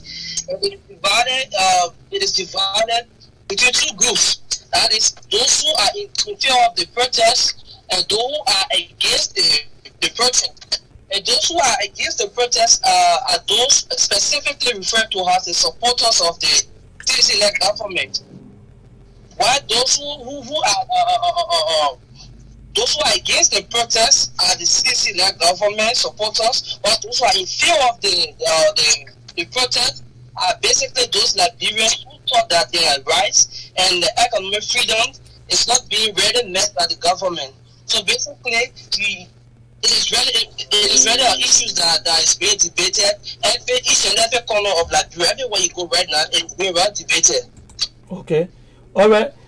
We observe the president visiting Popo Bridge and visiting the other places. What's up with the fire thing? Every I think it's about 3 incidents that we see with fire going. Do you have anything on that? Well, the issues of burning in the Yucatan, specifically the Popo Bridge area, is something that the cause of the fire has not been known yet. Just quite recently, again, another area in the same Yucatan got down by fire as well. So it comes to the issue of fire in the Yucatan area is something like most people are too familiar to the issues of electrical fault. The illegal connections of electrical wires for another houses. So there's an issue where they are already experiencing. It's really challenging, I can tell you that. Okay. But then others are saying the most recent outbreak of the fire in Yucatan is due to the fact that the president of Liberia has promised to build or reconstruct those houses that previously were 50 days. So it has sparked up another, it has motivated another set of people in Yucatan to set the house ablaze. So these are the things that are unfolding right now in the Yucatan area. Okay, when it comes to the economic situation in Liberia, can you tell us a little bit about the economy? What's going on concerning the rate and all of that? Can you give a little idea on what's happening? Well, Mr. Anderson say, I can tell you this for real. The economic situations in Liberia is not good at all. To be honest with you, just quite recently, the International Monetary Fund come out with a reset, and the result has a negative impact on Liberia. For instance, the CDC-led government made the global economy at 4.7 rate. But unfortunately, this year, 2019, it is being estimated at 0.4%. In 2019, 0.4%. In 2018, the growth rate is 1.2%. So definitely, the situation is appalling. Liberians are really living in destitute. There was an interview conducted by KMTV, right in dollar market on the Bushel Island. A lot of women are complaining. The city prices are going up. Everything up. The US rent is going up. So somebody is even asking, why is the necessity of mopping up the actual equality? It has no impact, no together impact on the common people. So there's the business. These are issues that are already facing these issues, and these are things that are yet to be addressed by the government. Okay, let me ask you, when it comes to development, we see there are a lot of construction of roads all over the place. Can you tell us what are some of the impacts? Is it benefiting the people? Are the people happy? And and what are some of the areas that you see that is it helping the people in some way? Can you tell us a little bit about that? Yeah, some of these projects, they are projects that have already been seized by the past government, the monetary government, and it has just reached the implementation stage under the citizen government. RBA. There are some people already getting they are commending the president for his good work, but then let me tell you something, Mr. Anderson. There is no way in this world you just want to afford for your family to put on the table. Any wrong, all the stuff will not really make you happy. You'll be happy, dog, but you'll not really be happy because the economic situation is not favorable. It's not your interest. Even a base skyscraper, people might not really appreciate it as the summer school when they have when they're making the ends meet. So all these things that majority of this project, sometimes people are concerned about the durability of those projects. Therefore, Eastern the one that is in the community, people are concerned about the guarantee of aid. So these are the things that brains are concerned with. Hungry minds are angry men. So you can pay all your skyscraper and motions, no food on the table for the common people, for the layman. You will really appreciate it. Okay, let me ask you something concerning the $16 billion saga that was going on, and for the $25 million. How people taking that? People forgetting about it? Is there any momentum? Are people talking about it? Tell me, what's the word on the street? No, not that people are forgetting it. The government, when it comes to the issue, let me address the issue of the $25 million saga. The government asked for 1 month a week to drop into the right after she will come out with a report. Okay. And that report is yet to come out. The major issue here is that we are concerned. Why is it the government is not addressing these issues? And since then, those alleged corporates, for instance, tax relief and veto weeks, since they came out of jail, they are yet to appear to have a decent court. And I'm really concerned about it. The issue is still being talked about here. The common people are asking, where is the money? Since the crew and the paid reports have surfaced, what has the government doing about it? Is the government going to sleep over? Their concerns are still, but it is something that really serious in this country. I think that's what these are some of the things that going to start up our campaign. Okay. You understand? It's not right now. People are still concerned about their money. People are still concerned about the alleged missing 25 or the I can't tell 25 million money exercise. The quote missing 20. Missing 15 billion. Okay. All right. That was Solo from the Republic of Liberia, giving us an update on things that's happening in the country. I'm also going to be bringing Alfred Tokba from the People newspaper In a few minutes, he's on there watching. I'm going to bring it on. He's going to be talking about. We want to say thank you, Solo, very much for coming on and updating us and keep the good work. And we hope that we'll be on Monday and we'll have some information for us. So thank you very much. And one thing, Mr. Anderson. Yeah, go ahead. I want to speak on lastly is the issues of the Islamic nation after the 15th of this April, the termination of the 3-day free court. Oh, the 3-day, okay, yeah, I heard about that. What's going on with the 3-day free court? Yeah, the citizens of the majority of them are complaining. They say if that happens, it means that the issue of purpose, the ideology of purpose is no longer working. It's not in the interest. Because how can you say purpose? They say, oh no, regime. Okay, that's cool. Regime was labor back then. It was opposition. It was labor has a corrupt regime. But now, at least they maintain the 3-day free course. And they have seen that is in the perfect it's in the position as a purpose because it is in the interest of the poor people.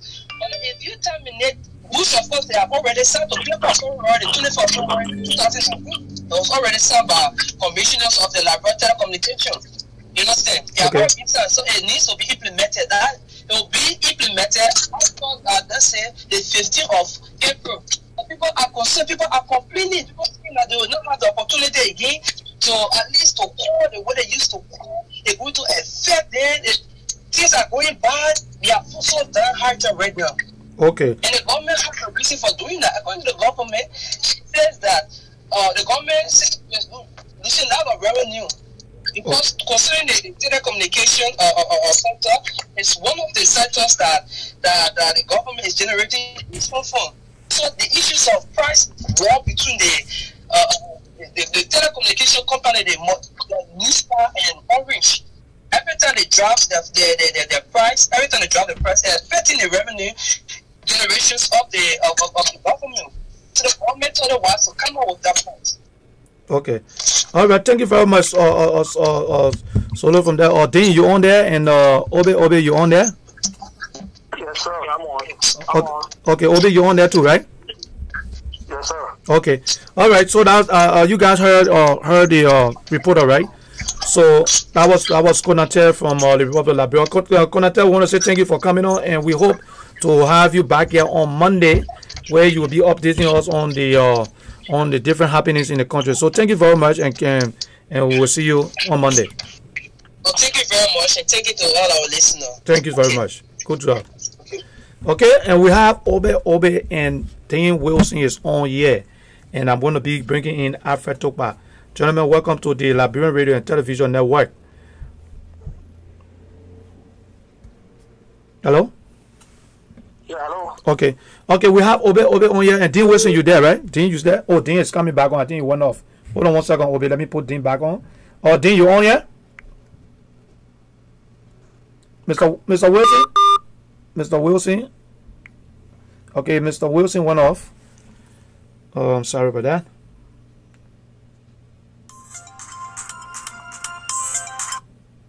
Yeah, Dean, your phone keep going off. I'm on. Okay, your phone kept going off. Okay, I'm waiting to see if I can get Obe. I think you listened to the reporter from Liberia, right? You listened to the guy talking from Liberia. Okay. So hold on, okay. Okay, Obe is calling back. Hold on, let me put Obe on the phone. Yeah, Obe. Sorry, the phone dropped. Hello? Yeah, the call keep dropping. Yeah, the call keep dropping. Okay, now we're on. Okay, Obe, I think you listened to the reporter from Liberia, and also we have Dean Wilson on there too, who is our analyst from Philadelphia. And I'm going to be bringing in Alfred Tokpa in a few minutes, who's the owner of the People newspaper. Obe, you was a founding member of the CDC. I've been following you, and I've been listening to you on Facebook and all the different social media, and you've been very vocal about this administration. And my thing to you is, why are you so vocal? Why are you always on the government, and you're supposed to be one of the founding members of CDC? Oh, let me make a correction. First of all, thank you for having me. Okay. Let me make a correction. Okay. I'm not a founding member of CDC. Okay. All right. I'm just one of those people who heard that George Weah was leading a party called CDC. Uh-huh. And the people of Liberia said that they never wanted any old politicians. I think you heard that, calling them out for them. Yes. And they identified George Weah as the son of the soil. Okay. And that's the person I wanted to go with. So when I look at George Weah's history, even though he was not a seasoned politician, but he was one of the few people who used to come to Liberia to be in solidarity with his people when he would play his professional soccer marches. He would leave and come, he would visit refugees camp. And then he became a UNICEF Go ambassador. He also talked to the UN to open Monterey as a safe haven for people. So those are the kind of things I looked at and decided to fall in line supporting Weah, because he was not one of those people who, even though playing soccer, he know the country. He came and he made his presence known. Okay. We all know that his property got burned by Charles Taylor because Charles Taylor saw him as a threat. But he came, and he always in solidarity with people, and he was not spending millions of dollars. But unlike Ellis Comey, the brother was coming down regularly. You know what I'm saying? Even when his house got burned, he was still making his presence known to the Liberian people. Unless Ellis Comey, now we did not hear about until election season. That's the only time I heard about Ellis Comey. That we had a millionaire, and I asked people, I said, well, if we had a millionaire, why he did not show up in the refugee camp or something? Yeah. But we wanted to become president. I said, that's not fair to the Liberian people.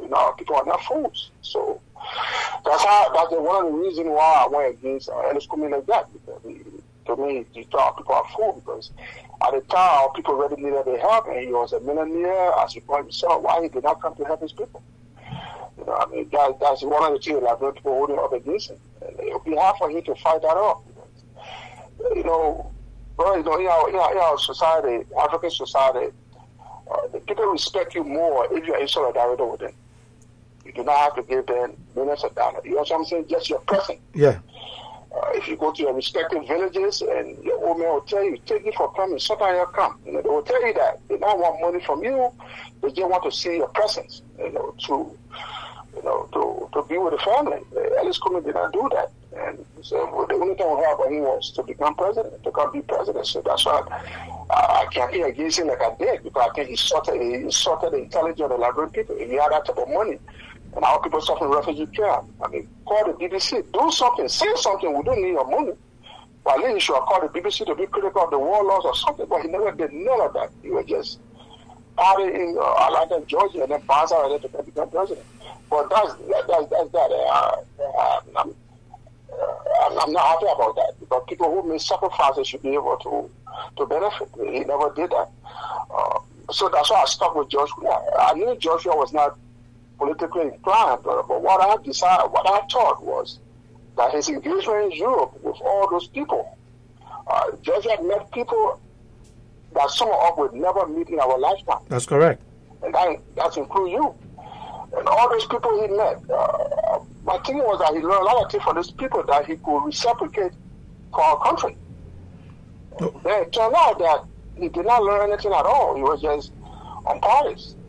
Okay, so it was very confusing to a guy like me who came in with a master that this guy has a connection in the international community plus you are in solidarity with his people. So why is he behaving like this now?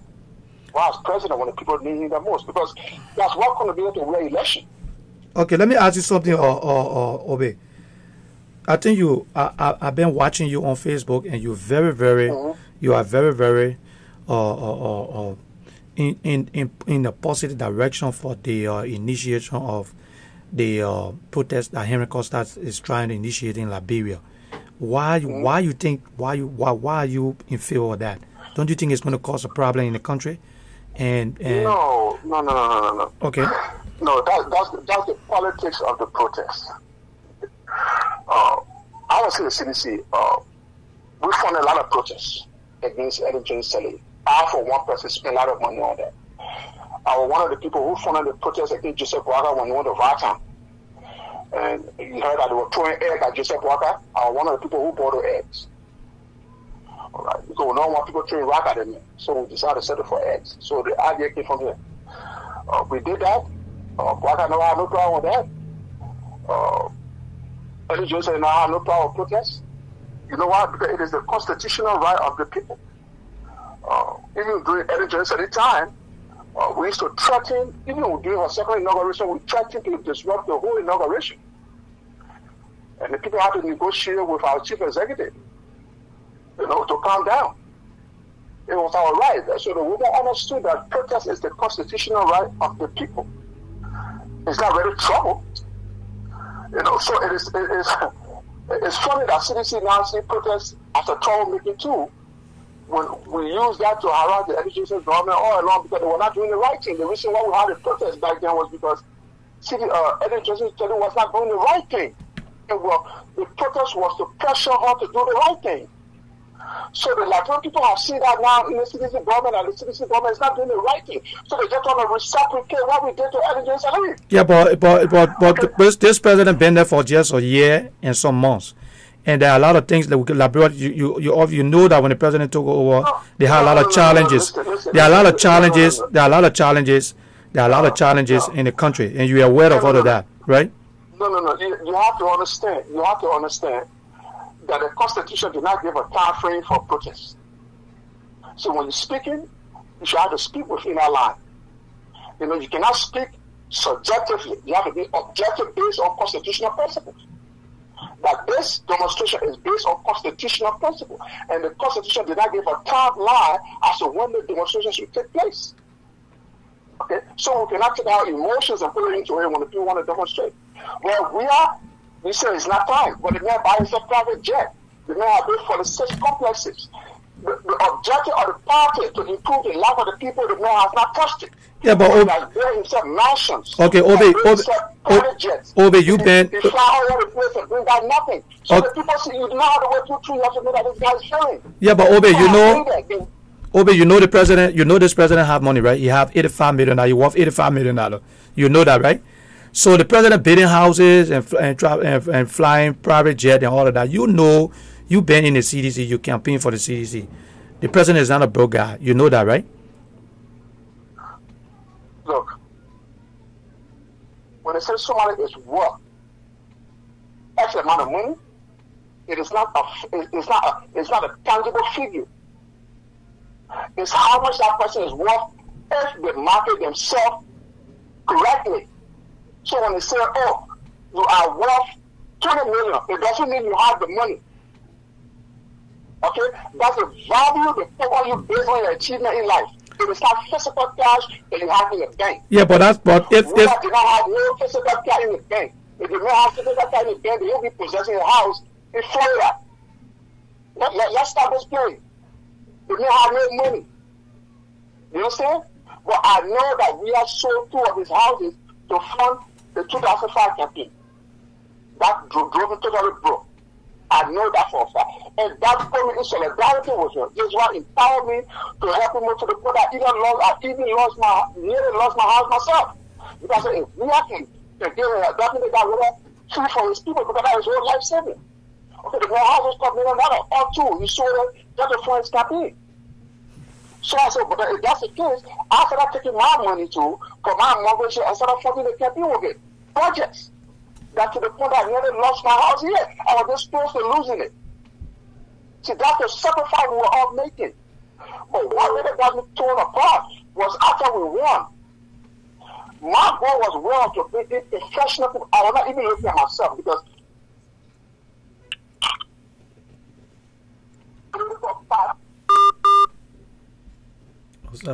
okay, sorry, the line went off, and I'm trying to see if I can call them back. The call keep dropping. That was Obe on the line, and he's discussing. Okay, he's calling back. Yeah, Obe, sorry for the. Sorry, I went off. Yeah, sorry for the call. Yeah, sorry, the call dropped. Okay. Yeah, so like I said. Yeah. All right. Yeah. Yeah, go ahead. Yeah, go ahead. People they are identified to take over the government very quickly before they start to protest again. I thought we had that. But this is one here, we are only here debunking all the fallacies against the CDC in the international media. We were sending a letter to State Department to invite Jefferson Koji and Moriba Moriba. This is how we got to the State Department. They didn't just look at the money shop. There were people like us who were running around to our congressmen, sending letters begging them to give you guys visa to come and visit the State Department. We were doing that here. Yes. You understand? So when we are hold on, Alfred. qualified people, the standard that we have.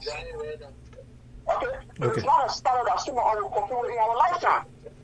Okay. So when America, we are settled in government, I think we're going to do something that people will marvel at. They're going in Google, but the people in government, they're not easy. That's what we're looking at. Okay.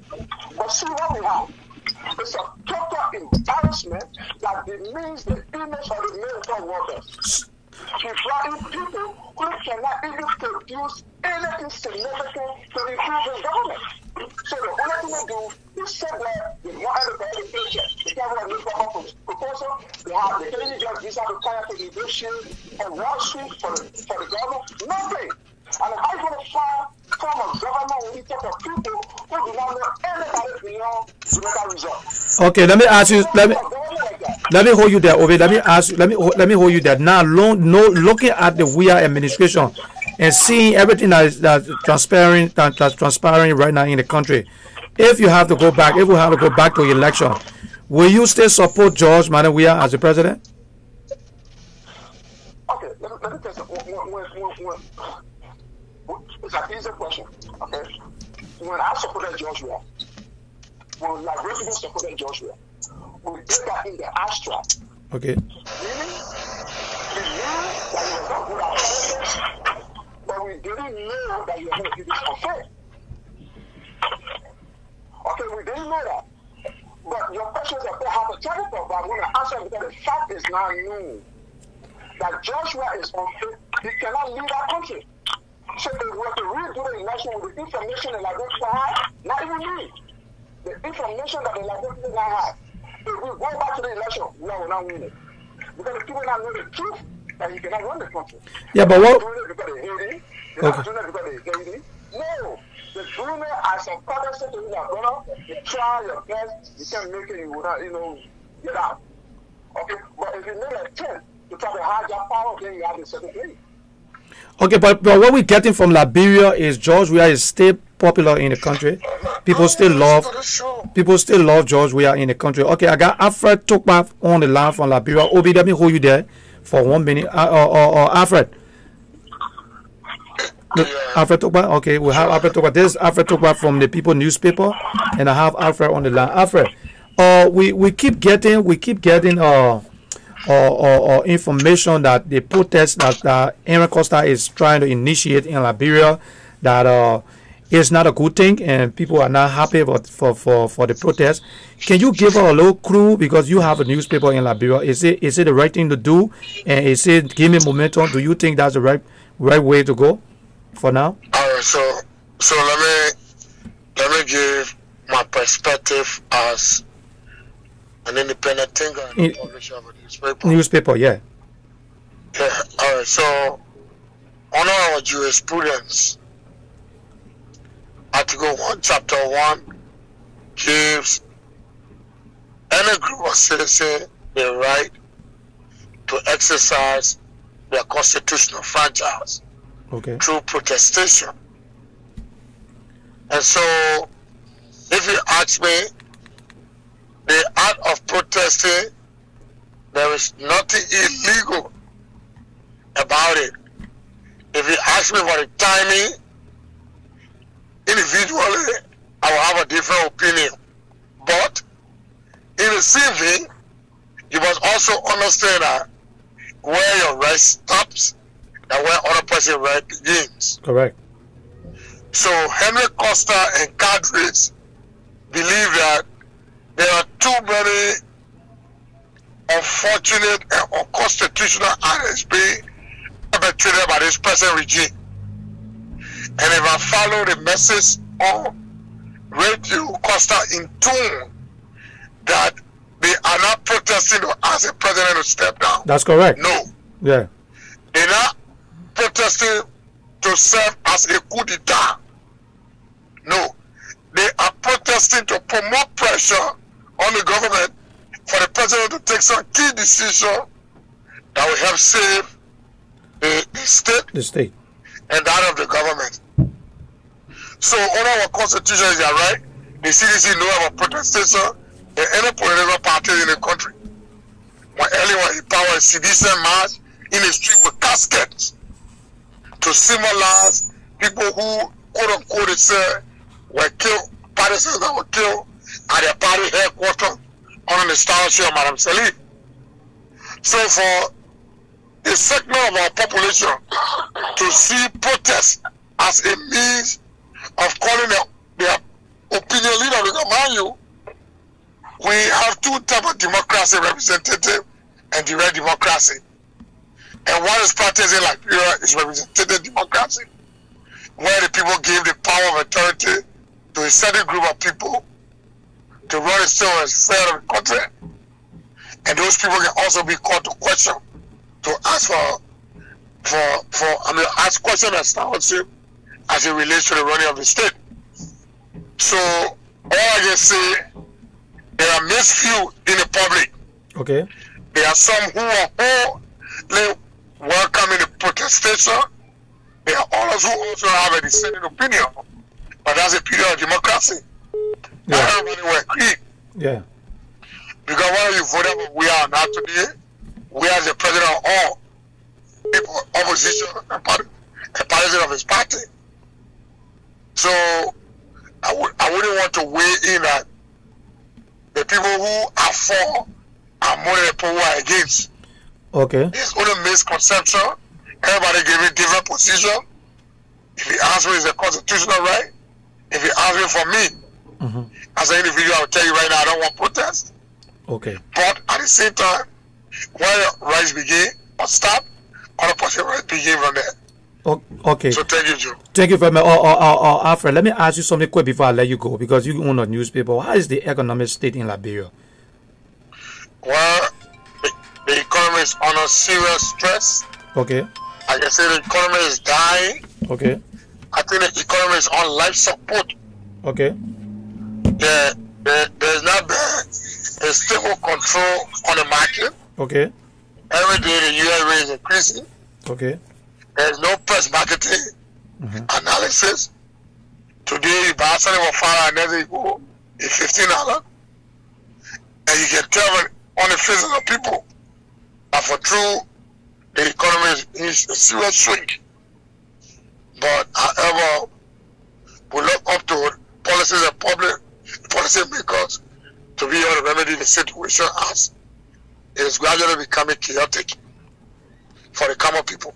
And is there any measure, do you know of any measure that's being taken by the government? Last time I checked, I only heard the finance minister talking about liquidation problem on the market, especially on the Liberian dollar side. He said people had the money in their houses and there was a need to bring it up. Okay. However, I haven't seen any tangible position that could serve to stabilize the inflation in the country and that of the president going to be asking. Okay. So okay, thank you very much. Thank you very much, Alfred. That was Alfred from the People newspaper. Thank you, Alfred, for your analysis. Okay, then let's go back. We're gonna go back to Obe. Obe, you there? Yeah. Okay, you listen to what the guy was saying, right? Yeah, I mean, come on, I mean, he's on the ground. Okay, you know, all right. Okay, Obe, let me ask you. Let me ask you something, right? I know during the campaign you went to Liberia back and forth, and you had the opportunity to right? I said I flew back and forth regularly. I was one of the few physicians. Okay, one of the few physicians. Then you had the opportunity to be around the president regularly, to get to understand exactly what was going, the workings, things that were happening, and you were able to sit with the president. You had conversation with him. Looking at all the conversation and things that you had with the president, did you notice anything that the president was not up to the task? Was he vocal? Did he really talk to you? Did he say things? Because when you look at the president, you found out that there's haven't been no press conference, president talking during the campaign. President never went to no debates. Even up to now, the president not addressing anything. He just mute. So you being around the president and knowing the president all the time, the campaign and all the time, did you really notice anything that it was the president? He's not a vocal guy. Does he talk? You know, when he talk to you, it makes a lot of sense. You know, I want you've been closer to him. You have more insight than we who outside. So can you speak to that? Look, it's not about vocal. It's not what I look at in a person. Okay. It's your ability to lead. That's what people look at. Okay. You do not have to give offensive speeches to lead. The best leader in the world never give offensive speeches. Okay. Okay. One person, there's a movie called The King's Speech. If you have time, I want you to go watch that. It's about a British king who couldn't talk. Okay. He was shy. He was afraid to speak. He's almost a George React.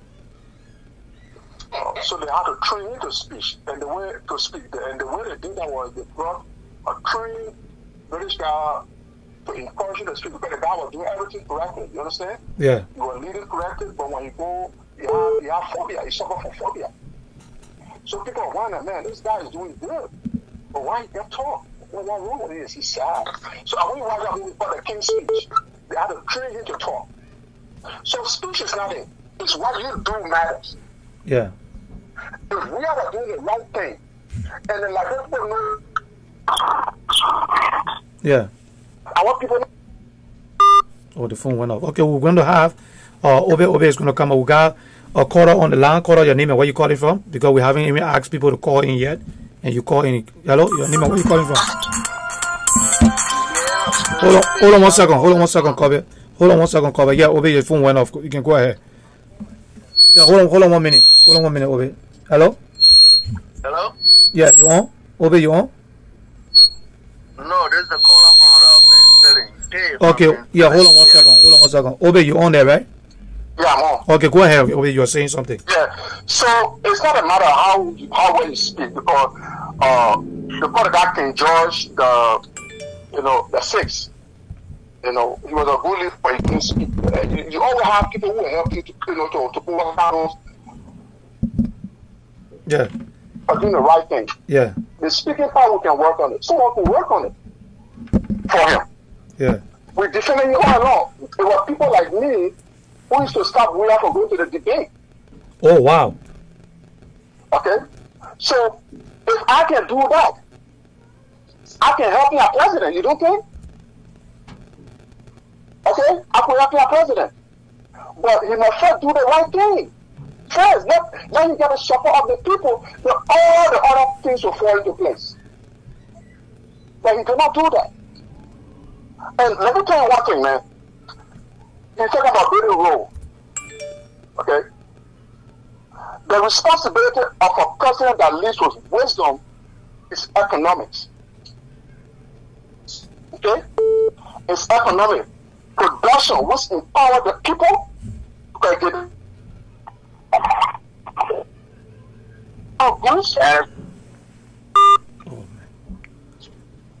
The phone went off. Okay, you will call back. Obe is going to call us back. Okay. Yeah, Dean Wilson.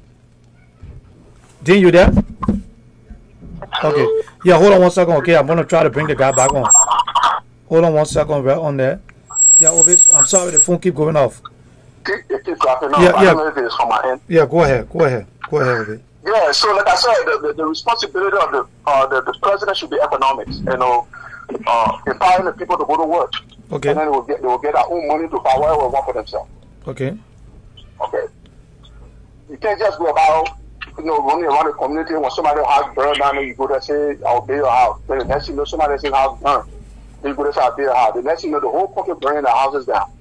You can't operate like that. You can't run a government and you run a charity organization. Okay. But when it comes to the demonstration, it's the right of the people. The daughter of Bible just told you that. I mean, there's no argument about this. Okay, it's the right of the people to protest, and that's the only way they get our voices heard. Now, the protest might turn violent because of the way the government handles it. Okay, it might turn violent because we're in the city. Shit happens. We play our protest peacefully, and Eddie Johnson is saying police people over there, and the protest became very violent. Union Mill had to step in. So when the people protesting, you just leave them alone. Why they're not breaking houses? You know what I'm saying? They're not breaking people's cars. You leave them alone. Okay, the protest haven't taken the protest. What they try to do now, they want to create a counter-protest because they are in government, they have the money. So they want to go pay people $10 or $5 to go protest. And that's counterproductive. And that could bring the entire real government down. Because when you do that, then the people who do not want to protest will jump into the protest. Okay, let me. The whole thing escalates. Okay, let me come in. Or Dean Wilson, you there?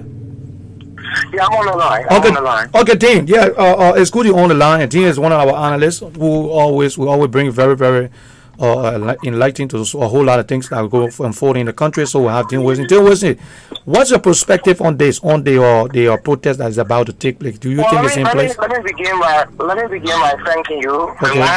The last interaction we had was on the DD or on the status. Yeah. And we did just kudos to everyone here who really came together as Liberians, you know, many folks from all around, you know, the US. But let me heighten a call to Liberians before I get to the issue of the protest. This nonsense perpetrated by Prince Johnson and others, the fools in Liberia who want to divide Liberians here, that were scattered all around the world because of the war and the issue of dual citizenship, I think it needs to no longer be relevant or should become a non-issue.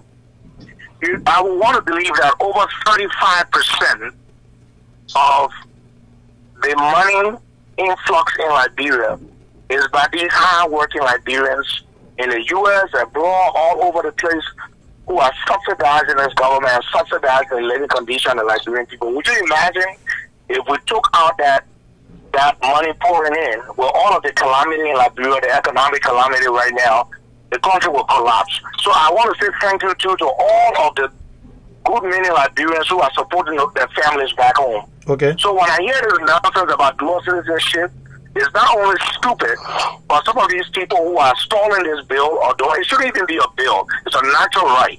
So having said that, once again, Liberians from all over the world have proven how useful they are, and we say thank you to them for remembering their families home, children, mothers, parents, and what have you.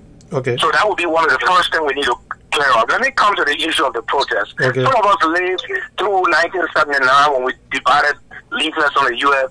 campus, and we saw CDC, strong support of CDC in 05 against Ellen Sirleaf, who I think arguably says one of the worst presidents, visionless or what have you. But we even were sympathized as we voted CDC in 05. I wasn't there in 2011. But, you know, even in 2018, okay, great, CDC is the government now. Never ever should it be an issue for peaceful citizens to assemble.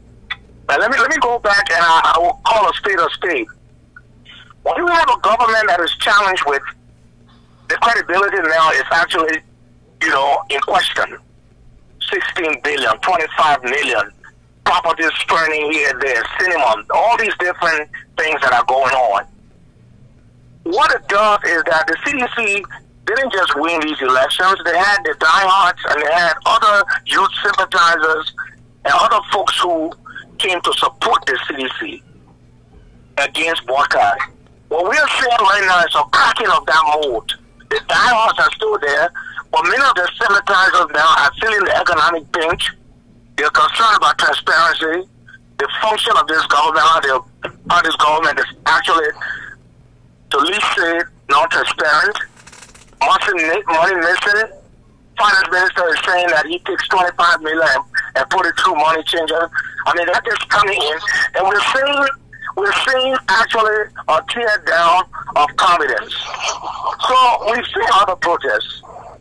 Any group of citizens, be it the University of Liberia, we all led demonstration in 1979. We did also. We were very jubilant, you know, in many cases when the opposition had an opportunity to speak to power, speak to government. That's what troop has always been. So unquestionably, it's not even an option to question the legality or the right for peaceful citizens to assemble. When they haven't had any clarity on 25 billion, 16 billion, 40 million from central bank, it's not even a question. And I like the purportment that they're saying they don't have itemized some heart-burning issues. People, they feel, the protesters feel like, the organizers feel like shooting you know, in the government. They want certain reforms taken, put the government foot to the fire regarding the new contract at the port, regarding, you know, all some of the practices, the fishing agreement, and all of these interstellar deals that people are hearing about. So I think it's a good thing. When you have a protest, we even have attended protests here in the U.S. Some of us who've been there over 35 years. Up Washington, we took classes against Doe, we did all these things.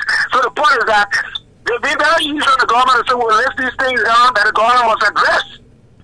So the government has an opportunity to hear from the opposition. You know, all these radio shows people are talking every day. The country is high, prices of goods are going, the rate is going up, this, that. The government is almost on autopilot. If people say we're putting together these demands, and we want you to answer to them, that's a peaceful and that's a that's help to the government. But if you were just getting in the street and say, oh, you know what, the government has to come down, that's illegitimate. That's not right. So we have to define what the real issue is. No government for that matter. Not CDC, not the TUI party before, not Doe, not Ellen. No one has the right to question the veracity of a group of people who have concerns and they want to address or face any leadership. We just saw what happened in Algeria. We saw what happened with Omar Bashar. Okay, and I saw how in 1979 the government reacted. The government was nervous, and once they started shooting, things denigrated to where later on, even less from April 14, we had April 1980. The government has to be very careful and mindful and very strategic on how they handle this. Peaceful assembly by citizens is a right. It's not a privilege. They better be very careful. And this nonsense about putting people in the street, paying them money to come and counter protest, is actually a recipe for calamity. And let it be clear on the record that if it happens, they're the one who are triggering the unrest. People want to protest. That's a right. That's a right. I was there 2011 when CDC didn't win, and they turned around and killed, track over the compound, killed someone. You know, the government reacted. And that almost caused a very serious situation when I was in like 2005, not 2011. So what are we doing? The CDC doesn't have autonomy over people's rights and their liberties. You see the character of the judiciary. Yeah, but let me come in. Let me executive branch. Let me land on this point. Yeah, before you land on, before all these things are vexing realities that gave the people the right to petition the government to answer certain questions or hold the government feet to fire. So you can come in. Okay, or Obi, let me bring Obi in. Obi? Yes. Okay, yeah. Now listen to what Dean is saying, right? Everybody got a right, of course, to protest. But don't you think this have to do with national security, where the lives of the citizens, especially for the challenges the government going through? Because what I'm hearing, people saying that the country is already broke, they don't have money. If people coming out to protest, they don't have a problem with it. But now they're looking at bringing the police out and bringing all the things. It's going to cost another budget. It's going to cost another money and all of that. So don't you think the timing, don't you think the timing is wrong right now? Can we, or they should wait? Let me answer that. Okay, come in. Hold on. Before you come in, hold on. Hold on, caller. Before you come in, yeah, Obe, go ahead. The protest is belated. The protest should have started the very day the 16 billion went missing. Very correct. It was the very moment the integrity of the country was flushed into the toilet. And it is because of that 16 billion that today the citizen government is suffering. The international community have no trust in the financial system in the country. So that entire government is literally dead. You understand? And there's no way they could recover from that system, you know. That's why some of our calling monitoring to some investigation will know, and we're telling them to take that investigation very, very seriously and set example of people so the international community can applaud the government and say, yes, the investigator, they caught the culprit, can't work with them again. But they do not do that. Again, to add insult to injury, they went to the reserve in New York and took out 25 million without explanation. They took out the money before they could even tell the laboratory what the money was used for. And they started to infuse that into the economy by giving it to money changer on the street. And we all know that the best way to infuse money in the economy is through the central bank. The central bank take the money, call the commercial banks, and give it to them for a rate. The commercial bank take that money and give it to business people for another rate. That's how you increase or infuse money into the economy. You do not go to money changer on the street corners and give it to them. That money will later be stolen. So that alone also can cause a protest. Not only that, after the 25 million, they went back to the New York and honor the cover of that, and they took another 30 million out of the reserve. So they took out 45 million total that they are not accounted for. Upon that, we also had a 2.5 million they said they were going to destroy. That later we said he took the better to burn, but it was raining, he brought it back. Where he brought the money back, he cannot tell us where the money is. Was it destroyed? Did he put it back in the vault? Nobody knows. That alone will cause protest. See, the Lrtn people have been very patient with this weird government. Okay. And I tell my citizen, if this was the 1980s, you're out. Okay, come in, caller. Caller, your name and where you calling from? My name is Mr. Faye. I'm calling from Bentilling. Okay. Yeah, I'm calling to respond to Mr. Ding and Obi.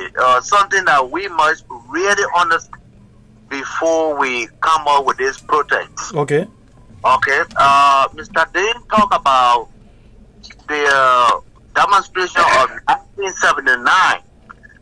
I think Mr. Obi can recall he and myself were once upon a time involved in that demonstration when Bible Matthew led that demonstration in 1979 against Turbo Rice riot. And this is why Bible Matthew and the other guy, Du Mason, Oscar Jaine, Priya Bowley, they all were put in jail because of the governmental system that we got in Liberia. We do not have a democratic system of government in Liberia. We have a unitary system of government. One party state whose power lies in the hand of the president.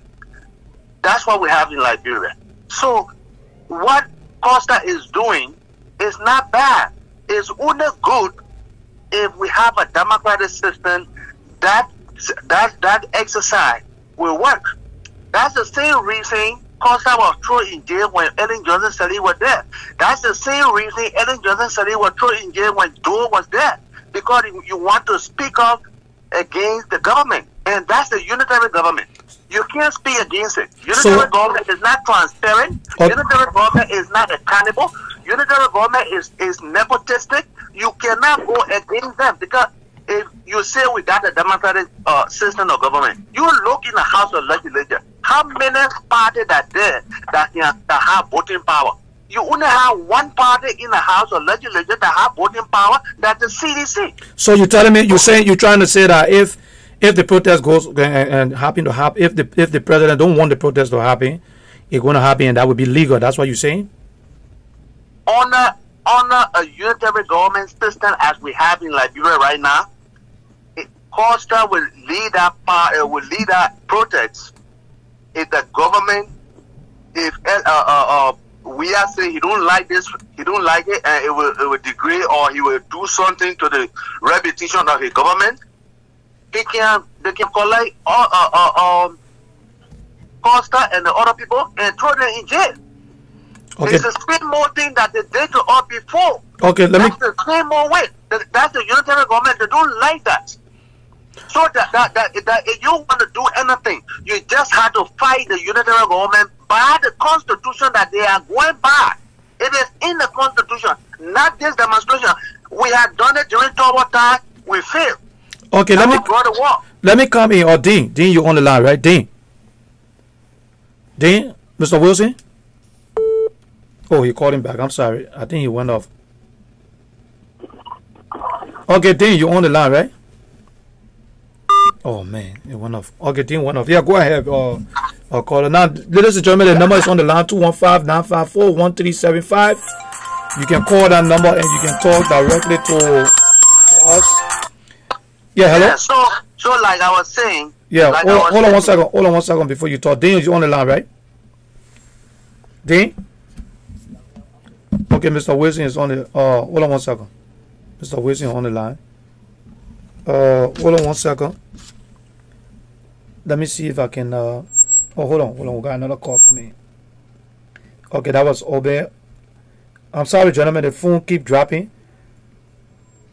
The phone call keep dropping. Dean, you on the line. I wanted to ask you, Dean. Yeah, Dean. The $16 billion that OB is talking about, there was measures that were taken. I think you heard that Charles Selly was thrown into jail, and I think he came out on bond. And the president said they were going to initiate an investigation, and all of that is going on in the country. So from your perspective, is the president that this administration are they not doing something enough? You're not seeing anything that they are doing that shouldn't lead to protest at this moment? Well, I have a different view on the protest. We were mixing up a whole bunch of issues. Number one, they plan as to what is going to happen to Salif and Leaks with the 16 billion is an issue, at least an action was taken. The 25 million, I believe, was turned over to the GSC for further investigation. We don't know what timetable, and we read that the GSC said they hadn't received a formal request. Yeah, so you got these two issues lingering. The 16 billion, okay, they are out on bill. The 25 billion is there for the investigators. But there are other millions. But, I mean, the issue, I'm not going to pull a point, 20 million here, 25 million. That's not the issue. One of the benefits Salif had was that Omil was president in the country. Okay.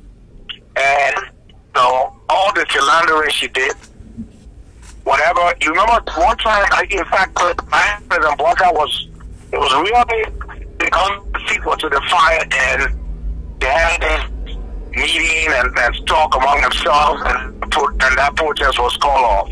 Yeah. So I think, criminality always had a way to resolve these things through money, through purging protesters, through purging leaders from it. But that's not even important to me because I have full respect for that.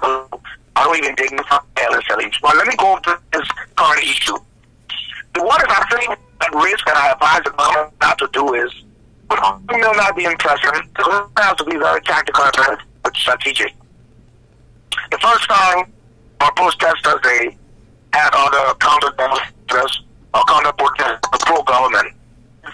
And we see instances where the allegations against Putin with the representative elections, where they were claiming that Senator Lawrence was on the other side, and that poor, I think that was the candidate, and there were some clashes there between supporters of CDC and the opposition during those elections. It's not a good recipe, or it's not a good thing that when you have protests, it's the first time I've seen this, we didn't experience it during Salif Johnson time. Every time a group of people decide to go and protest, or there's an event or rally, then the party muscle CDC gets together and counter-demonstrate or counter-protest. And I said this about 15 minutes ago. Let me re-echo it. That is a trigger, and that is a recipe for disaster, and that is a recipe for things to get out of control. The fact that we don't have Omil, it will have a rippling effect, and it could be very difficult for the government to contain any uprising. Also, the government has already sent people out to counter demonstrate. The issue here with the protest is very simple, and I don't know how we can beat this issue any further. There is no right time to protest, and there is no wrong time. If the issue calls for it, or there are concerns that citizens, peaceful citizens have, they have a right to. But even hostile other people have made this issue. As opposed to 1979 demonstration, they wanted the price of rice down. They are not saying they are going to ask the government to step down. All they are saying, they have a list of demands. They will peacefully protest and present it to the government. Now you tell me, how easy can that be for the government? What the government must not do is to have any situation that would trigger unrest, react nervously as October did in 79. The government just has to receive the petition, allow the people to demonstrate. And okay, and you know, the more the government encourages this, the more the Liberian people. I mean, if I were a government or if I were an advisor or so, a lot of people protest. The protest will get tired. Liberian people will get used to it. You know this whole saying where people say, "Oh, you know the Liberian people, they're going to forget things." Maybe I'm just saying. I don't want to soften my stance, and I'm not being criminal in any way or suggesting anything. If people protest, the demonstration go on. It's over. We receive the petition. We don't act on it again, they demonstrate. Let it be a regularized event activity. It shouldn't be looked upon as something that you can deny. Well, the more you start denying this, and the more you start getting nervous about it, where you're not able to control people's emotions, human beings, hundreds, thousands of people, you have the propensity to get out of hand. These are the things the government should not do. They shouldn't set counter demonstrators or protesters, allow the people to peacefully assemble, and allow this process to come and go. So I really agree with you, Mr. Host, that you're saying, you know, the situation in the country is serious. This situation is this way and that way. The government will be adding fuel to fire to deny the people from demonstrating or protesting. And the government will also even make it worse if they intend to suppress it. You know, I don't know if you're getting the response you want, but that's my whole take on it. Yeah, I'm getting you. Okay, so let's go back to our Obe. So Obe, excuse me.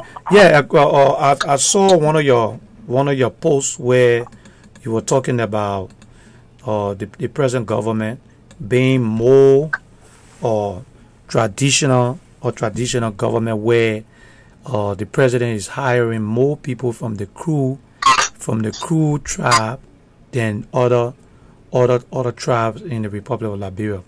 Why would you say that when you have the president winning 62% of the population in the Republic of Liberia? So why would you come and say, why would you say that the president is being more tribalistic than being you know, neutral?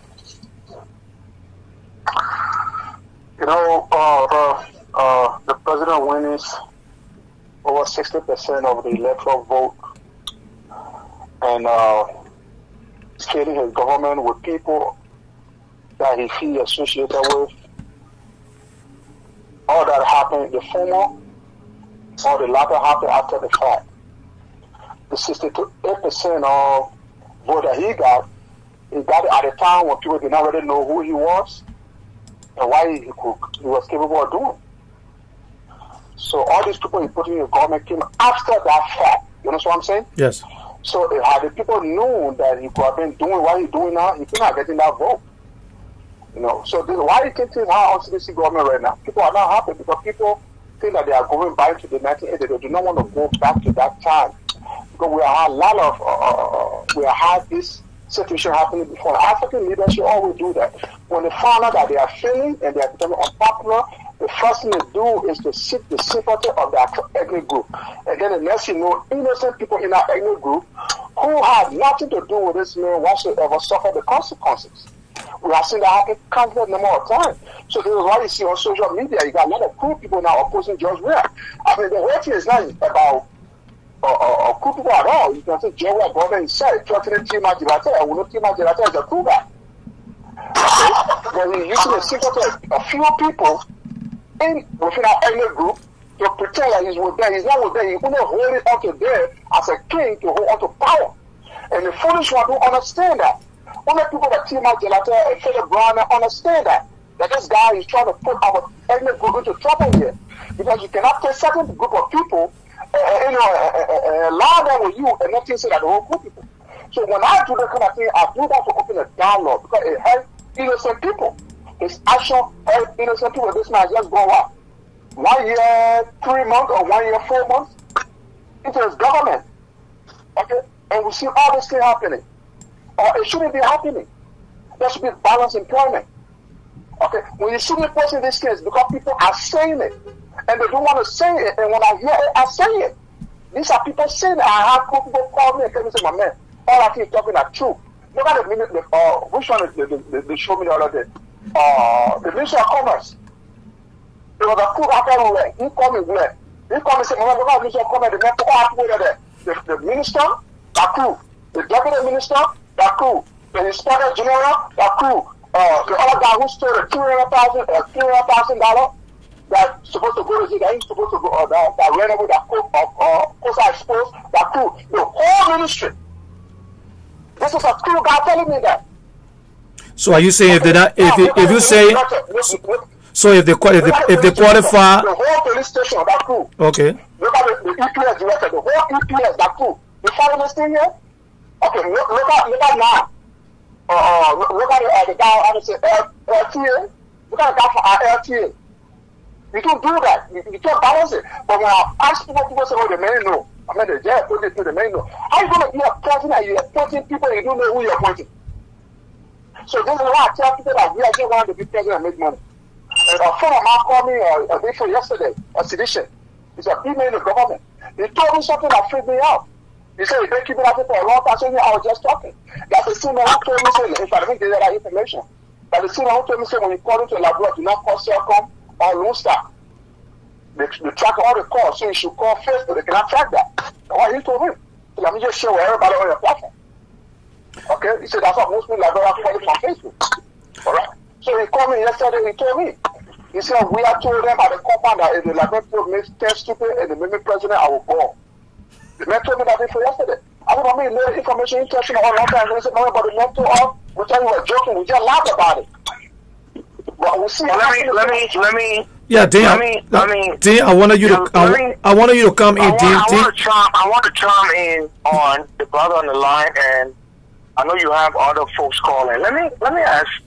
Let me raise this issue. Yeah, no, but Dean, before you say anything, let me ask you. Before you say anything, you work in the government before, right? And you have a lot of experience. Right. You have a lot of experience looking at the present administration and looking at the class of people and the competence and all of that.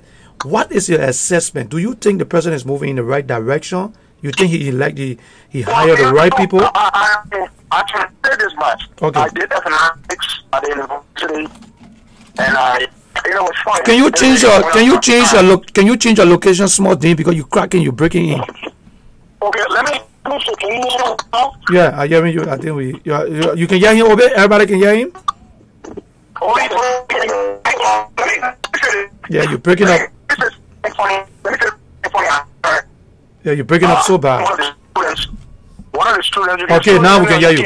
Yeah, we can hear you now. Okay, let me say something that one of the students who sat in class with Simon Tua, Mona Fahad, had mentioned that the economics that Simon Tua is practicing is not what the teacher taught him in class. I'm also a student. I graduated university with a degree in economics in '81. Let me be honest with you. When you have the chief financial expert of a country saying we disseminated money through money changers, and like the other brother had mentioned, the central bank, obviously would disperse to commercial banks and they lend money out, and every money being infused in the economy. Well, let me be very direct with you. I'm not questioning competence of any of the government officials. The actions don't speak for themselves. I'm much more disappointed in Wisdom Topic, who I went to the university with, when the university pre-war No, let me be very direct with you in saying that when you have the 16 billion and the 25 million, and the brother said it right, that's when the protest is belated. It should have happened then. Where does this government go from now? The protest will help this government because this government doesn't have the quantum, it doesn't have the gravitas to borrow money. What is going? You see what the 16 billion and 25 million did for Liberia? It went viral all over the world, and it damaged the credibility of the government. And up to today, no one has been prosecuted yet. I mean, you're taking somebody to court that's a pending investigation, but you think the IMF will respond, the World Bank will respond? Who will give you money? Nobody. I mean, the fact of the matter is the image of the government has been damaged. So I think if the protesters come and say, listen, do this, do that, get rid of this person, do this, take this action, da da da. The government can be all inclusive in saying, okay, we go one step further and we're taking these recommendations because I don't see where Liberia is going to borrow money from. I don't see who's going to lend us money.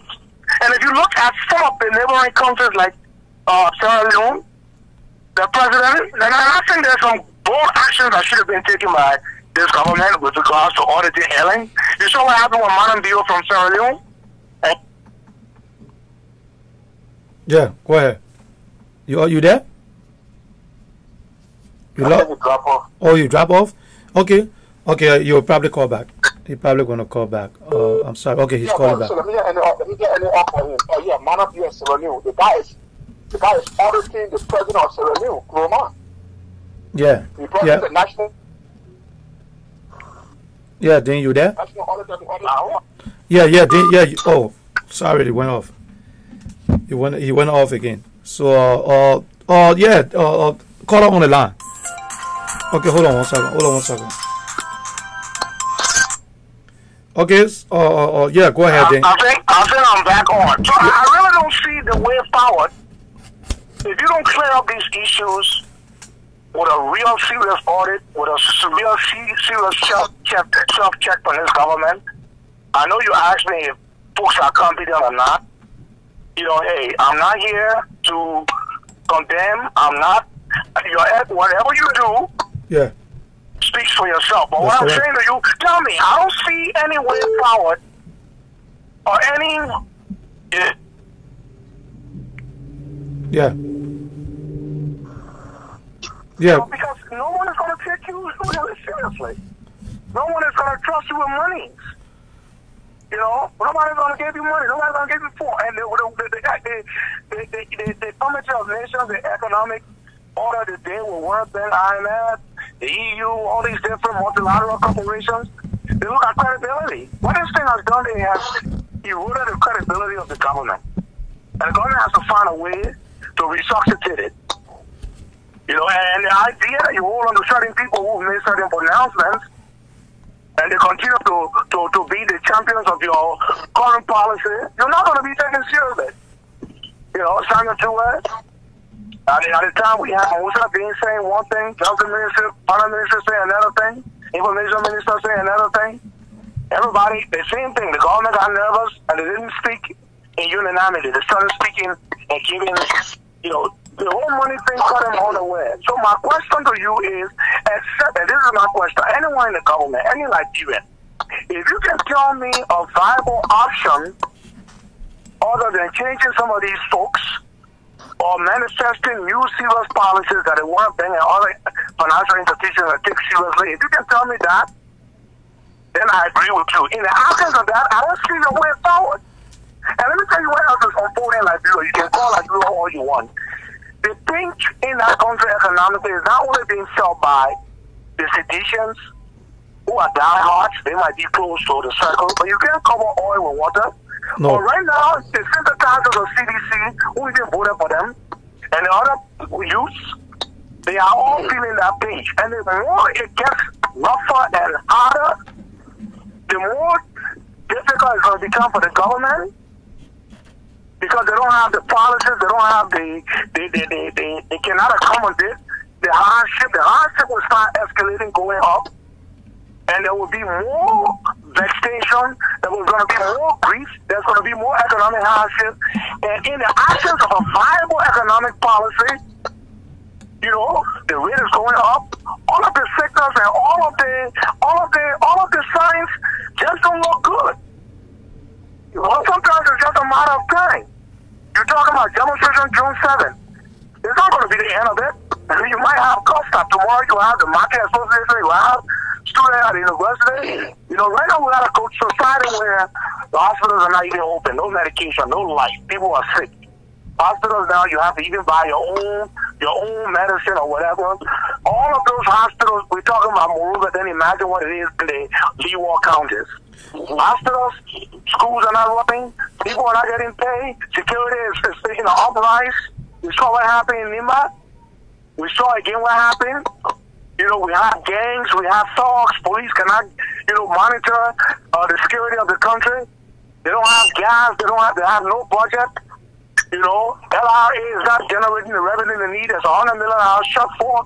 So you can only have this government continue to function the way it functions if there's income being generated or it's subsidized by outside sources. And as it looks now, if you look at what has been given to Liberia over the last few months, $20 billion. While Sierra Leone is getting $650 million, $10 billion here. Even the money from France, I don't know if it's coming. So the signs seem to be very bleak, my brother. So this should worry every Liberian. So that's what. I think on the positive side, the government to land. I think on the positive side, the government can do certain things to begin to regain some trust and some confidence. Okay. All right. I have question for Mr. Dean. Okay, hold on 1 second. Before you go into that, let me drift a little bit from the topic. Dean and Obi on the line with the Kabina Janet. What's your take on the Kabina Janet or case where he was impinged? Coming first, or Obi coming first, then Dean will follow. Okay. That entire Kabina Janet case was a farce. Okay. The case first started with accusation that this man forcefully took a land from a 94-year-old woman that got everybody angry. And then when I went through the case, they found out that the man actually bought the property. And then right after that, they flipped the script. They talking about the man was undermining the government sources by stopping some road fund money that should have come to the government, and the man opposed it. So, and then we heard a lawmaker openly saying that the Senate pro tem and the speaker told them that the whole thing is political. They don't want the mayor as a justice. Now, the thing here is, you know the fact. As a lawmaker, you know that the fact of the whole case had nothing to do with the man buying land. It had nothing to do with the road function. It has something to do with the man being critical of the citizen's government. So therefore, you should go away. You know that fact. Okay? And the man's right was stomped upon and forcefully removed. So if you know that right, why are you confirming a new chief justice or a new associate justice when you already know that the one that was removed unconstitutionally? Why are you accepting another confirmation hearing for a new chief justice? It should not happen. Because the whole fact is why I want Kabina Janet to take a case to Air Force Court. Maybe he doesn't want to go there. But this is a case you can warn hands down. Because the following year, I don't know if you guys understand this, once you get impeached out of government, you can't work in government anymore. Unless they change that law. So that means the man's political career just got destroyed. On false rule. This is a case that he can take the Air Force Court and he can win. And we rather want him to. For some reason, maybe, I don't know if he got started from the closet or why he doesn't want to take it, I don't know. But at least you should take a case to Air Force Court, let the people hear him, like they did to Nessie Bito, we should take her case over there, they end up wanting her millions of dollars for her property. Okay. The Liberian justice system is there. There's no justice in our country. Okay? And I thank God for the Air Force Court. That we now have a court that we can take our cases to and will be handled. So that's my take on the issue. If you know that we have evidence, you will want to see that you know you have been listening to the evidence. You have been listening to the testimony of senators who said that the entire case was political. It's not at the next committee of crime. Now think about this for a second. They impeach a man. What are the charges for which they impeach him? There's no charges. No charges whatsoever. Okay. What case is this? Okay. Okay, let me bring Dean in. Dean, I want you to come in the cabinet journalist. I want you to speak on that. Okay. Well, the Ghana thing is another the erosion of, it's funny, and I listened to one of the senators and they said, well, it's not only now the executive branch that has all of these scandals. Now it's the Senate. You remember, it used to be people, wrestling and carrying on in the lower branch, the House. Now the Senate has shown this whole face. The executive had its own problem. The thing with this whole Ghana thing is this. There's some hidden information on what Ghana may have done during the second round of the elections. Okay. When boycott went against WIA, apparently when Ghana issued that injunction, which was brought about by Charles Blumskins from Liberty Party, there was some dissatisfying people who were very unhappy with what he did. And his problems may have begun then. I listened to the whole 4 counts. He was not guilty on 3 of them. The last one, the Wolf Fund.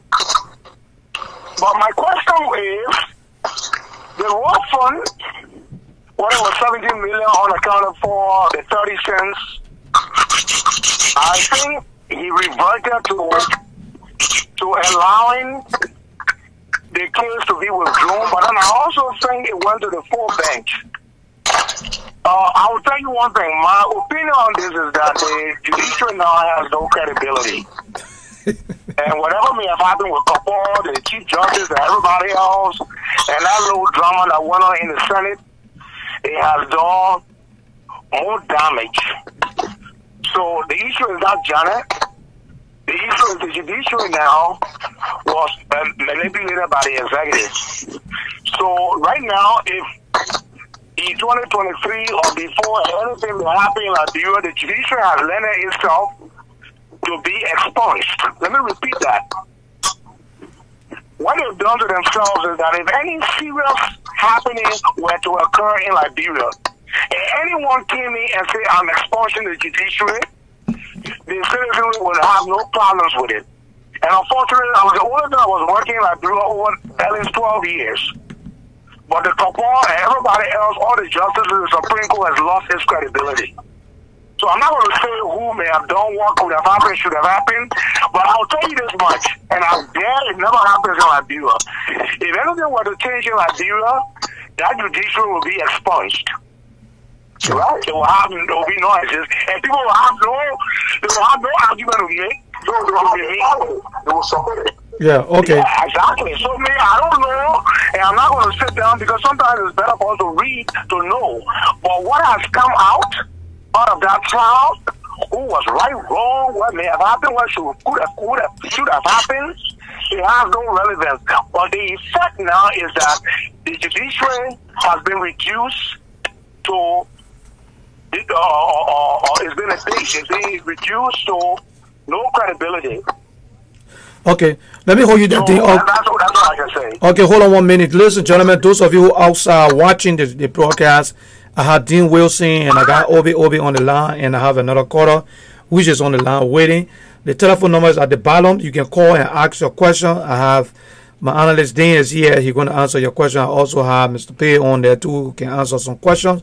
So if there's anything that you think you want to contribute, I got Obi as my guest from Texas. You can call in and ask your question as we dive into the happenings and bring something to the disco. Or let me come back to you, Obi, and Dean. Dean, how you look at the opposition?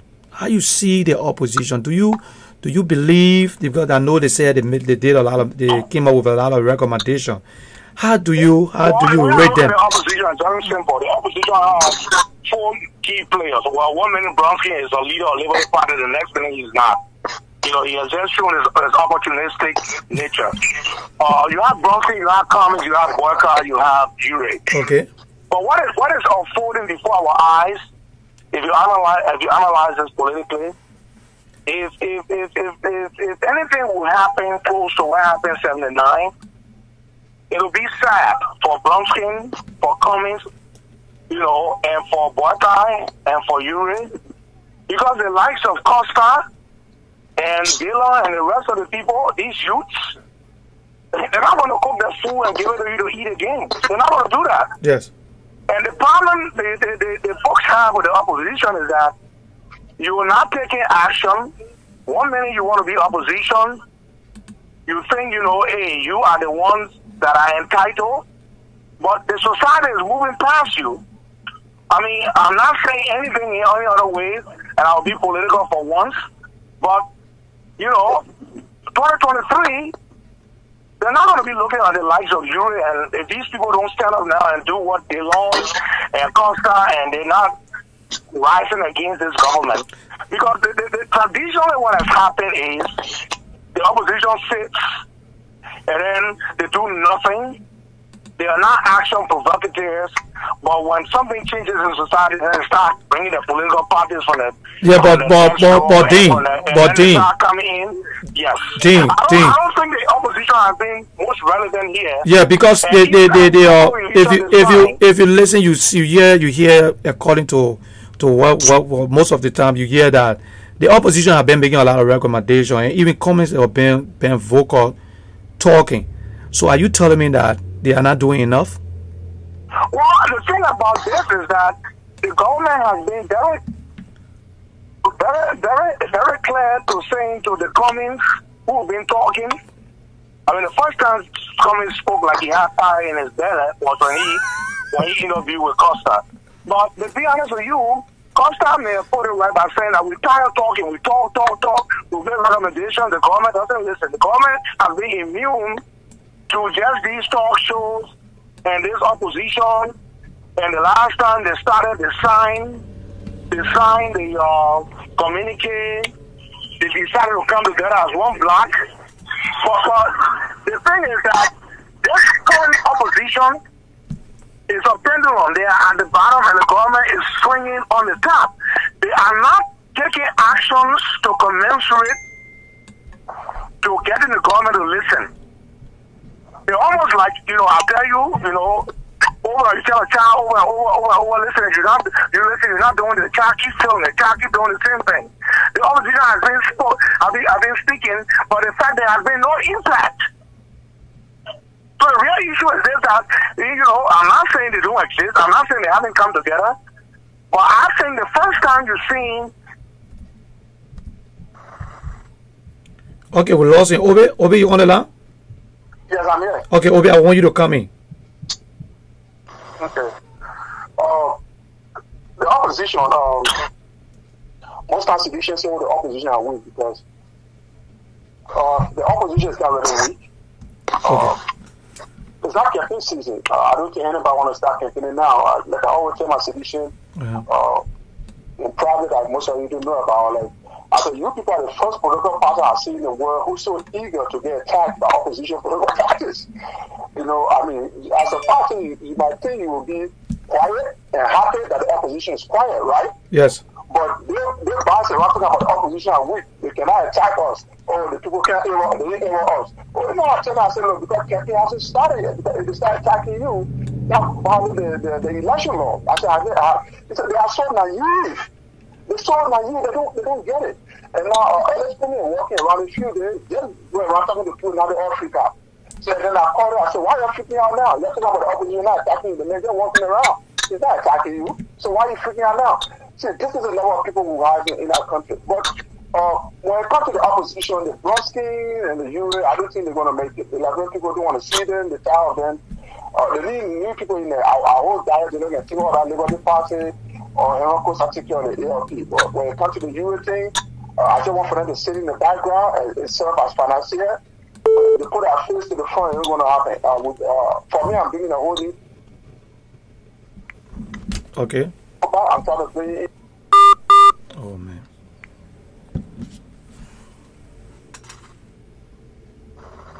Okay, we lost them. Yeah, Mr. P, go ahead. Hold on one second. Yeah, go ahead. Go ahead, Mr. P. All I wanted to say. Yeah, hold on one second, Dean. Yeah, go ahead. All I wanted to say Mr. Dean, Mr. Toby, is that it's obey. Is obey. O-B-E. Is O-B-E-D. Yeah, I'm on the line. Yeah. I'm on the line. Yeah, hold on one second. It's O-B-E-D. Right? Obey. Yeah, obey. So it's not OB. It's not Toby. It's OB. Okay, OB. Yeah. Well, all I wanted to say to them is this: we all are one way or another educated to the Constitution, to the Liberian situation. Okay. All I want them to know is that let them go back. I don't know if when last they read the Constitution, especially looking at Article 3 of the Constitution. I'm trying to see if I can get that right now. Chapter 1, Article 3 of that Constitution. And I just want them to look at that, because it's just like what we're talking like you going to the doctor and say, my head hurting. Then they just give you Tylenol for your headache, but they don't know the cause of the headache. Now, that's what's going on right now. All that's going on in Liberia, it has a cause. Now look at Article 3 of the Constitution. There where the cause is. We are taking Liberia to be a democratic constitutional government. But it is not. It is the unitary government. They can do anything. All this thing that you talk about, we should go for demonstration, this and that. Henry Costa had done it before. He been in jail before. And what happened to that? Nothing. You know, unitary government will not like that. If we want to fight and make sure that we change the system, then like use Article 91 or 90, who states that if you want to amend this system, then you should bring 10,000 signatures of eligible voters there and present it with your petition to the legislature. But nobody on social media anywhere or your call opposition. The opposition, your call opposition, I call them state of being opposition. You ever heard them say state of being bird? State of being bird. But they are state of being opposition because we do not have opposition to the unitary government. We do not. When you say unitary government, when you say opposition, we're looking for somebody who can vote against. Take for instance, America. Who is the opposition to the Republican-led government? Okay. Okay. Let me hold you 1 second right there, Mr. P. What Mr. P is talking about is Article 3. It says Liberia is a unitary sovereign state divided into counties for administrative purposes. So that word unitary. That's why he keeps scratching. On. So let me come back. Caller, let me hold you right there, and we have to let you go because we got more calls coming in.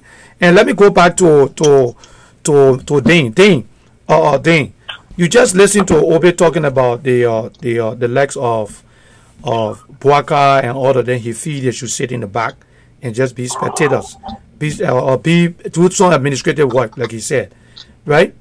And if you looking at the situation with the we are administration right now, and looking at the opposition, what's your take? Who else can you think that you believe that can lead Liberia? Just looking at the group in Liberia right now.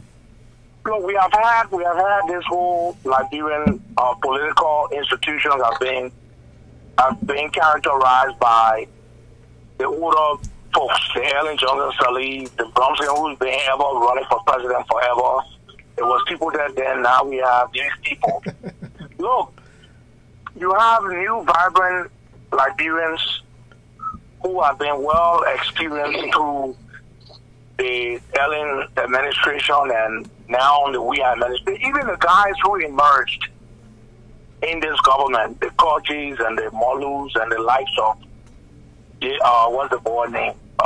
Who's presidential affairs minister, McGill. Oh, McGill. Why do people continue to look, you know, for leadership in other people when right before your eyes, George Weah is not an old person, McGill is not, Koji is not, Molu is not. So why can't a Costa, why can't a Dillon, why can't a Ali, why can't John Molu, why can't other people take the baton? I think the greatest challenge that Beulah has, and let me just lay on this, because it's a long Saturday. Look, the day we have a Rollins, I'm not saying I'm not in I'm not in the thinking, but at least in my mind, that will have any more bloodshed in Nigeria. No. The day you have someone stand and say, look, my name is John Molu, or my name is Obed, and I will want to be president. The day I steal your money, or I do anything that is illegal and steal your money, the day you find me corrupt, don't leave the streets until I step down. Then when I am appointing you, I say, look me in the eyeball. Are you able to take this office without stealing? Yes. I mean, I'm saying these things in that light, which doesn't seem to make any political sense. But it's that level of seriousness that Nigeria needs, that rude awakening. You know, Ellen didn't do a damn thing with corruption. And we see corruption is not being even addressed now either. So I think they got younger people who can do better than the Brumskins, than the likes of Cummings. You know, Cummings' strategy is to sit and say, okay, you know, I'll let this thing get so worse, so 2023, I will be the beneficiary. You know, I'm a millionaire, I work with Coca-Cola, and, you know, hey, when we go to election, I say Cummings is the only one who can fix it because he's educated and he got money, he won't see that. So that's a lame man argument or whatever. But, you know, the society is getting hotter and hotter. People are becoming more vigilant. So I don't think these politicians can keep up with the changing scenes of time. These people are not the only custodians to the leadership of our country. We have a new breed of leadership, as exemplified by George Weah, by Molu, by McGill, by Koji, by look at the ministers in the government. So this is our generation. I have no problem whatsoever with the younger generation or that honor generation or honor the Brownskin taking over. I think, like the brother said, I agree with him, they are done. Okay. They are done. Their time is out. You can have them on an advisory level, you know, but we need people who can implement, people who can put their bootstraps on, who can visit projects, go on site, make sure things are happening, make sure money is not stolen, people who can stand by what they're supposed to do. So, I mean, I don't see these old people sitting down, these ceremonious leaders like Ellen was, very ceremonious, visited 83 countries, and she didn't see any real vision to say, forever I will fix the education system like you, or forever I will fix the need for electricity, or I will fix the roads in the country. I mean, we've heard we have said that, but what I think has shocked this government and it may never recover from is the 16 billion and the 25 million. I don't even think they can recover from it. Yeah. And I mean, I wish them well, but I'm just saying to answer. Yeah, to answer, I think it's down the time for the younger generation. Now it's the time. Okay, Obe, let me come in. Obe, let me come in. This is something what Dean is talking about. I want to ask you: do you think if we had the opportunity where the dual citizenship were kicking in, you think that we're going to help out to give a new breed and help out with all the educated people that are out here? You think it was going to be better if we had a dual citizenship into place? Obe. Well, the fire is the dual citizenship is just in theory, but not in practice. Okay, like those people very clear if you are American citizen when you are Lrtn. Okay, they don't even ask you that.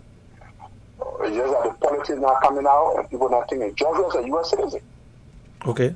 Georgia is a U.S. citizen. You think you will millions of poverty in this country without being a U.S. citizen? How are you going to get tax bills? That's what I'm saying. Okay, but let me just go back to what the fellow, not this fellow that just put the last one I spoke about the unitary system. Yeah, yeah. I'm not trying to I got to be very careful. I say I'm not trying to challenge his understanding of the unitary system, but I just want to give my opinion. the unitary system, the World Union mean one. When the framework put it together, they did not desire anything that the president hold monopoly over the government. That's not what that unitary means. Liberia was coined out of the United States. The United States has the system of government in the United States is a federal system. That means little countries put together in one country, right? Yeah. So they have a federal system. Each system has their own laws. Each state has their own law. So when it came to Liberia, they wanted to keep the country as one organic unit. You know what I'm saying? Like there will not be, because back then in 1854, Maryland used to be a country. Okay. The constitution that we're using now was a constitution that Maryland uses. Okay. That 1800 constitution that you hear about, it was a constitution that Maryland used to use. Maryland was a country up to 1857 when it joined Liberia. Okay. So because of that, they tried to create an organic country, one big unit, where the counties would not be divided, where they would not have their own law. So we have one law with one central government that delegate responsibility to the sub-region. That's what our unitary means. It doesn't mean that the government or the president is the most powerful person. He can tell anybody what to do. No, that's not what it means. So most times people misinterpret that. I've corrected a lot of people on that, but like I said, I try to be very careful how to tell them so they can understand that the unitary doesn't mean the president got monopoly over the government. No, that's why we have three branches. Okay, the president does not have monopoly over the government. The most powerful branch is the representative, the House of Legislature. It's just that they are so damn corrupt and they are not educated enough, and you get a small individual to get any minute make more money that they can get in a year time. So when you get $10,000, big money to them, they make almost $50,000, $60,000 regularly every month. That's why I'm grabbing $5,000 go sell it for that. I mean, that's how cheap you guys are because they have no morals. They do not believe in morality. All right. So I just wanted to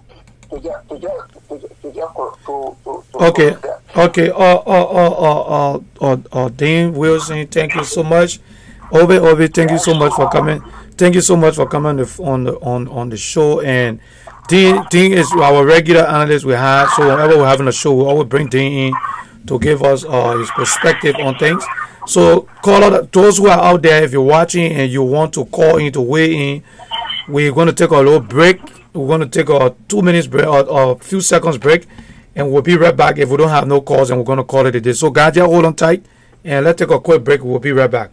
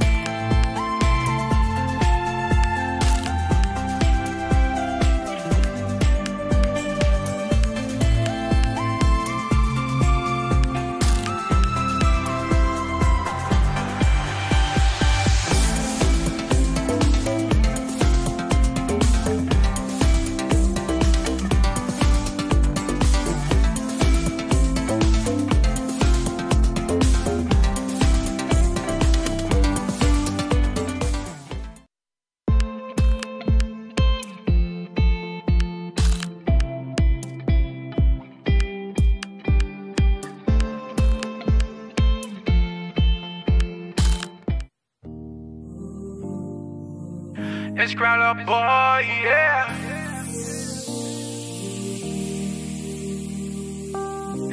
I too happy you came my way. Soon on day break like your face I wanna see.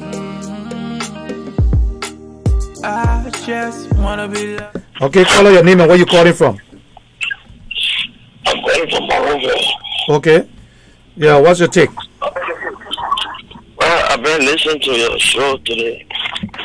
All I want me to make together because the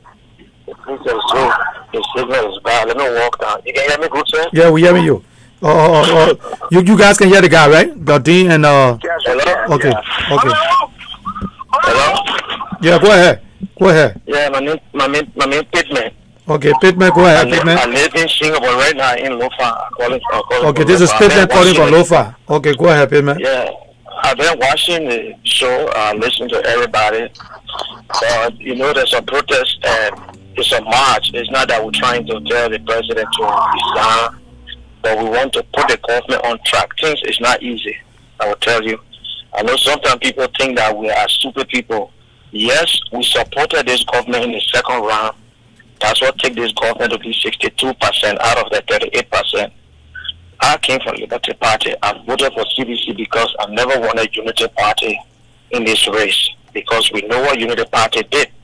So we thought this government was going to come in to audit and to make sure to at least minimize the corruption. But I will tell you, my brother, I will vote for CDC in the second round. You know that I'm going to say I lost my job. I'm a civil servant. I'm a civil servant. I used to work with Commerce. You lost your job? When I got it, they say I'm not 100% sedition. So I had no choice. But because if they push you aside, they call it director view. So what you expect? You go to work, you can't get no assignment. You don't even know your name on payroll anymore. So I just do my little business right now in Lofa. I do my little things out there. I got my people in America who send me little money and my business I doing now, because but it's not easy. Things are hard. The corruption, you can see it. Early on, they stole in early government, but at least they were taking it easy. But this one, you can see it. You can see it. It's hard. Some people can't afford it. At least my own, I get my red light on. But right now, I call it. Hello, you can hear me because I see. Yeah. Oh, okay. We hear you. Yeah. So the protest is not about anything. Nobody going to overthrow you. We'll give the president the 6 years that he wants. But we want him to just get on the right track. That's all we want. It's not the protest. Is not. They're all right now. All right. The people say that the Constitution, the Constitution is not for one person. It's for everybody, all Liberians. Article 1 of that Constitution. That's my right to protest. Okay. That's my right to call the government to correct the government if government is not doing it right. So you're going to go to protest? You in Lofa? You say you're in Lofa right now? I will be there.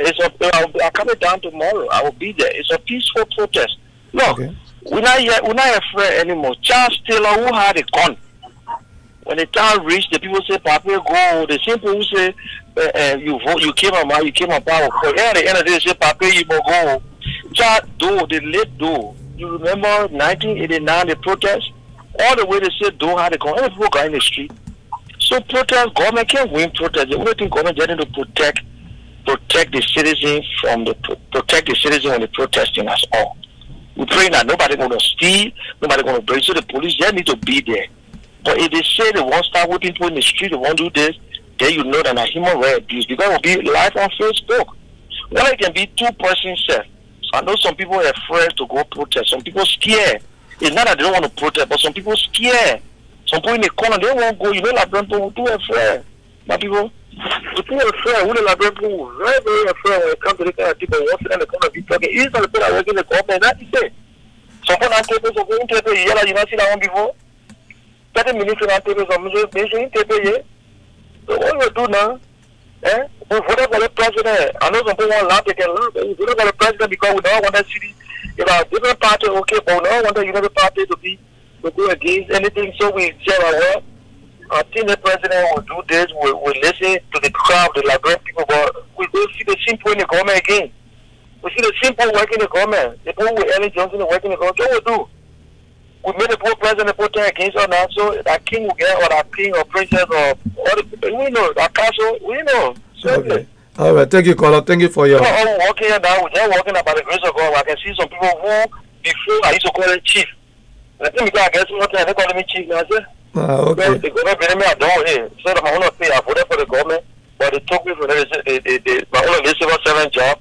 That's it. They say I'm 100% citizen. But all the time we're voting the second round, one of my friends arguments say, "But when you're going to vote, you don't vote there. You still going to win." I say, I just look and say, you know what? Let me just leave it easy. I do my business. If I come down tomorrow, anything I want to do, I don't care.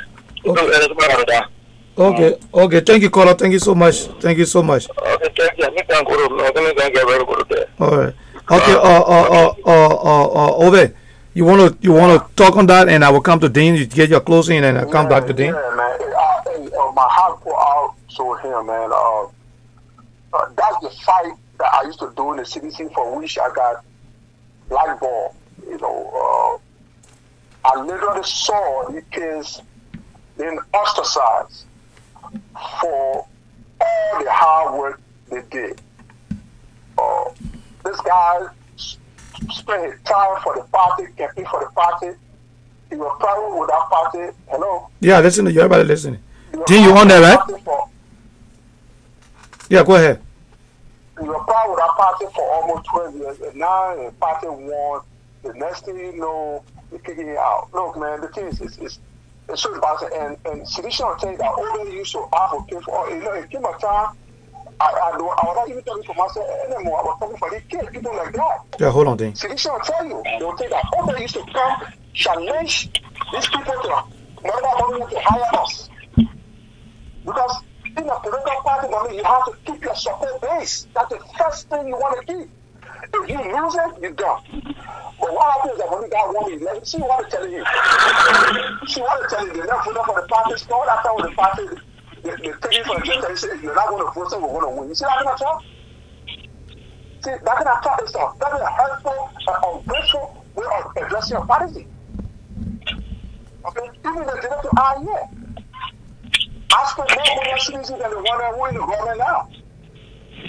When we got to the government and what is starting off, yeah, a lot of people are foreigners. They started calling us foreigners. So I understand exactly where he's coming from. I understand exactly where he's coming from. And I think he's doing his business now. You know, I think he got with me. I was saying something to improve his business. I was saying the people, get with me for me. Okay, caller, if you're out there and you're listening and you hear what you heard what Obi said, you can call back. You can call us back, and we'll be able to get it. Obi says he's going to give you $200 for you to be able to improve your business in Lofa County. Yeah, a lot. The number of calls I get. I used to take my personal money. They just allowing the citizen anymore. I used to take my personal money and start paying their rent, paying their school fee. Now the government still running. But when I left the party, that's why I start doing that. That's why my money is to go to the kids. So we see, when I post it to your Facebook, no citizen attacking me, that's why. Because they know what I did for the party, and they want to go for the every one of us. Yeah. Okay? Here, my paycheck here, I'm retired for life. Okay, I'm not rich, but I ain't gonna go broke again. So literally, my paycheck I go to the kids. Because I was doing it. I was supplying the bank of life for citizen recorder. You heard that? Did you guys hear that? I was feeding the party recorder. Even when we are there, the men used to carry 1 cup of water for the children. When I fed the party recorder for the first time, the condition I saw there, it was like a prison compound. So I said, no. My heart sunk. So I went to the guy who's the control general now, General Congo. I said, Congo, I will start supplying food to feed these people. But you got to find people to cook it. He said, you sure? I said, I'm telling you. I said, I'll supply the meal, but you don't have to cook it. They said, supply. I started supplying it. I did that all the way up to the election until we have war. I don't want to supply now whole party of food. Regularly, Monday, it was never late. Got to keep the children fed. I did that on my own. When we are calling himself millionaire, he never did that. I cooked to feed we are all that compound. I was there when we started cooking. I used to make sure the same food to him. They milk all that compound we come from cattle baby. You see all the world are hungry. We have known that. We have no idea that's for who. I used to send people to the beach there, bring fish in cups just to cook so everybody can eat. So it took my time when people know that we're cooking them out the whole party of food. So that when I left, people can't believe I left. I didn't leave because I didn't get a job, because they wanted to give me a job. I said no, because I just saw the condition. I saw the government. I said the government not work. I said the government not work. I even told some of my men I will not call that name here because I don't want to get fired. I told them, I said, the government not work. They said, oh, okay, you all want to be in opposition. I said, no, I don't want to be in opposition. I said, the government not work. First of all, the people here in plenty, they do not have the capability of doing anything significant for you, for this country.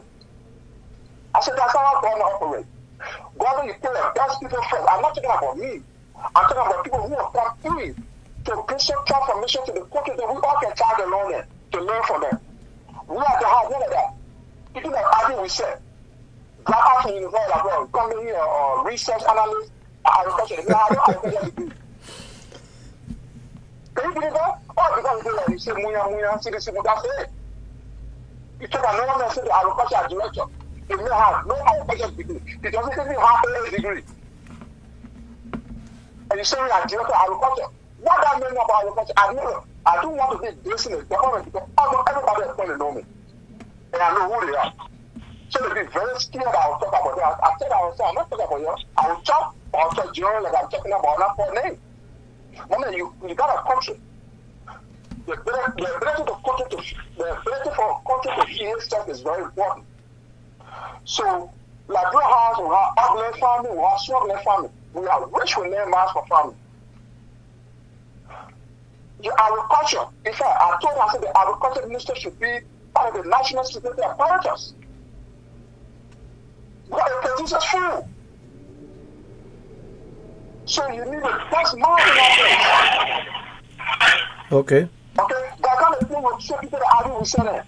You say, because they say, Muya, just to sit and get paycheck. Because everything you guys do, and when I tell them, say, over the info, I say, I'm not info because they give me job, I tell you that. I should tell you that I'm not info. Okay. I said, after the commission, I turn that job down. That should tell you that I'm not even for a job. I just want the right to be done, and what you're doing is not right. So, okay. All right, Obi, we want to say thank you very much for coming on the show, and I'm going to give Dean the opportunity. Dean, you can give your we're hearing you clear. Can you give your closing remarks? Well, let me say this very spot. Okay. Every country or every country, the country takes on the personality of its leader. Okay. And that's something that has come to fruition, not only in Liberia, but all around the world. If you have a leader, and they are serious, and they are humble, and they do not steal, will not encourage stealing, like the new guy in Ethiopia, the 41-year-old chap, what the guy in Sierra Leone is trying to do. So the country follow the leader. Yes. They take the image of the leader, the personality of the leader. Liberia continues to struggle in that department with Ellen and now George Weah. When the leader comes in, they're serious about reforms, zero tolerance to corruption. The people will become more and more in tune to what the leader is doing. And this is what we find ourselves today. On that note, we can only pray for a better Liberia. But what's been dished out to us does not look promising at all. That's all I can say. Okay, we want to say thank you to Dean and thank you to Obi for coming on the show. Obi, we want to say thank you. This shouldn't be your first time. And I really appreciate the fact that you're always waiting to come, because Dean is a regular analyst for us. Whenever we have something going, we always call Dean on the show to give his view, to get his view, because he's very bright in certain areas. And Obi, we want to say thank you. You know, Dean worked for the government before, so he got a good insight on the happiness in the country. And Obi, we want to say thank you for coming. We really appreciate it, and we hope this shouldn't be the first time. We will invite you here again next time. And I'm trying to see if I can put a group together, a team together, and when we get ourselves organized correctly, we will have a panel set up, and we'll probably have you on the panel. So thank you for coming, and thank you very much, Dean, for coming on. And the platform is yours as always. And enjoy your weekend, sir. Okay, the weather is nice out there. And Obi, thank you so much for coming on. All right, man. Thank you guys, man. Okay. And that's how we caught it. We want to say thank you to everybody for coming on. And this is the Liberian Radio and Television Network Live. We're going to be here on Monday with Mr. Pay for the health. And I'm also going to see if I can get Rose back in here. And George is going to come on to give us. And we want to say shout out to our reporters in Liberia. Solo Konatev, who was here updating us on information, I think. And we're going to be on Monday and we're going to give you more information. Thank you for coming on. I'm trying to do the thing and not easy. Well, I'm here because I'm replacing G-Man Cannibal, who is the main man on the Cannibal Show. But Cannibal has something going on, so I gotta sit here and I'm feeling. So bear with me as we keep giving you news, entertainment, sport, and everything. And like Cannibal always say, see you when we see you.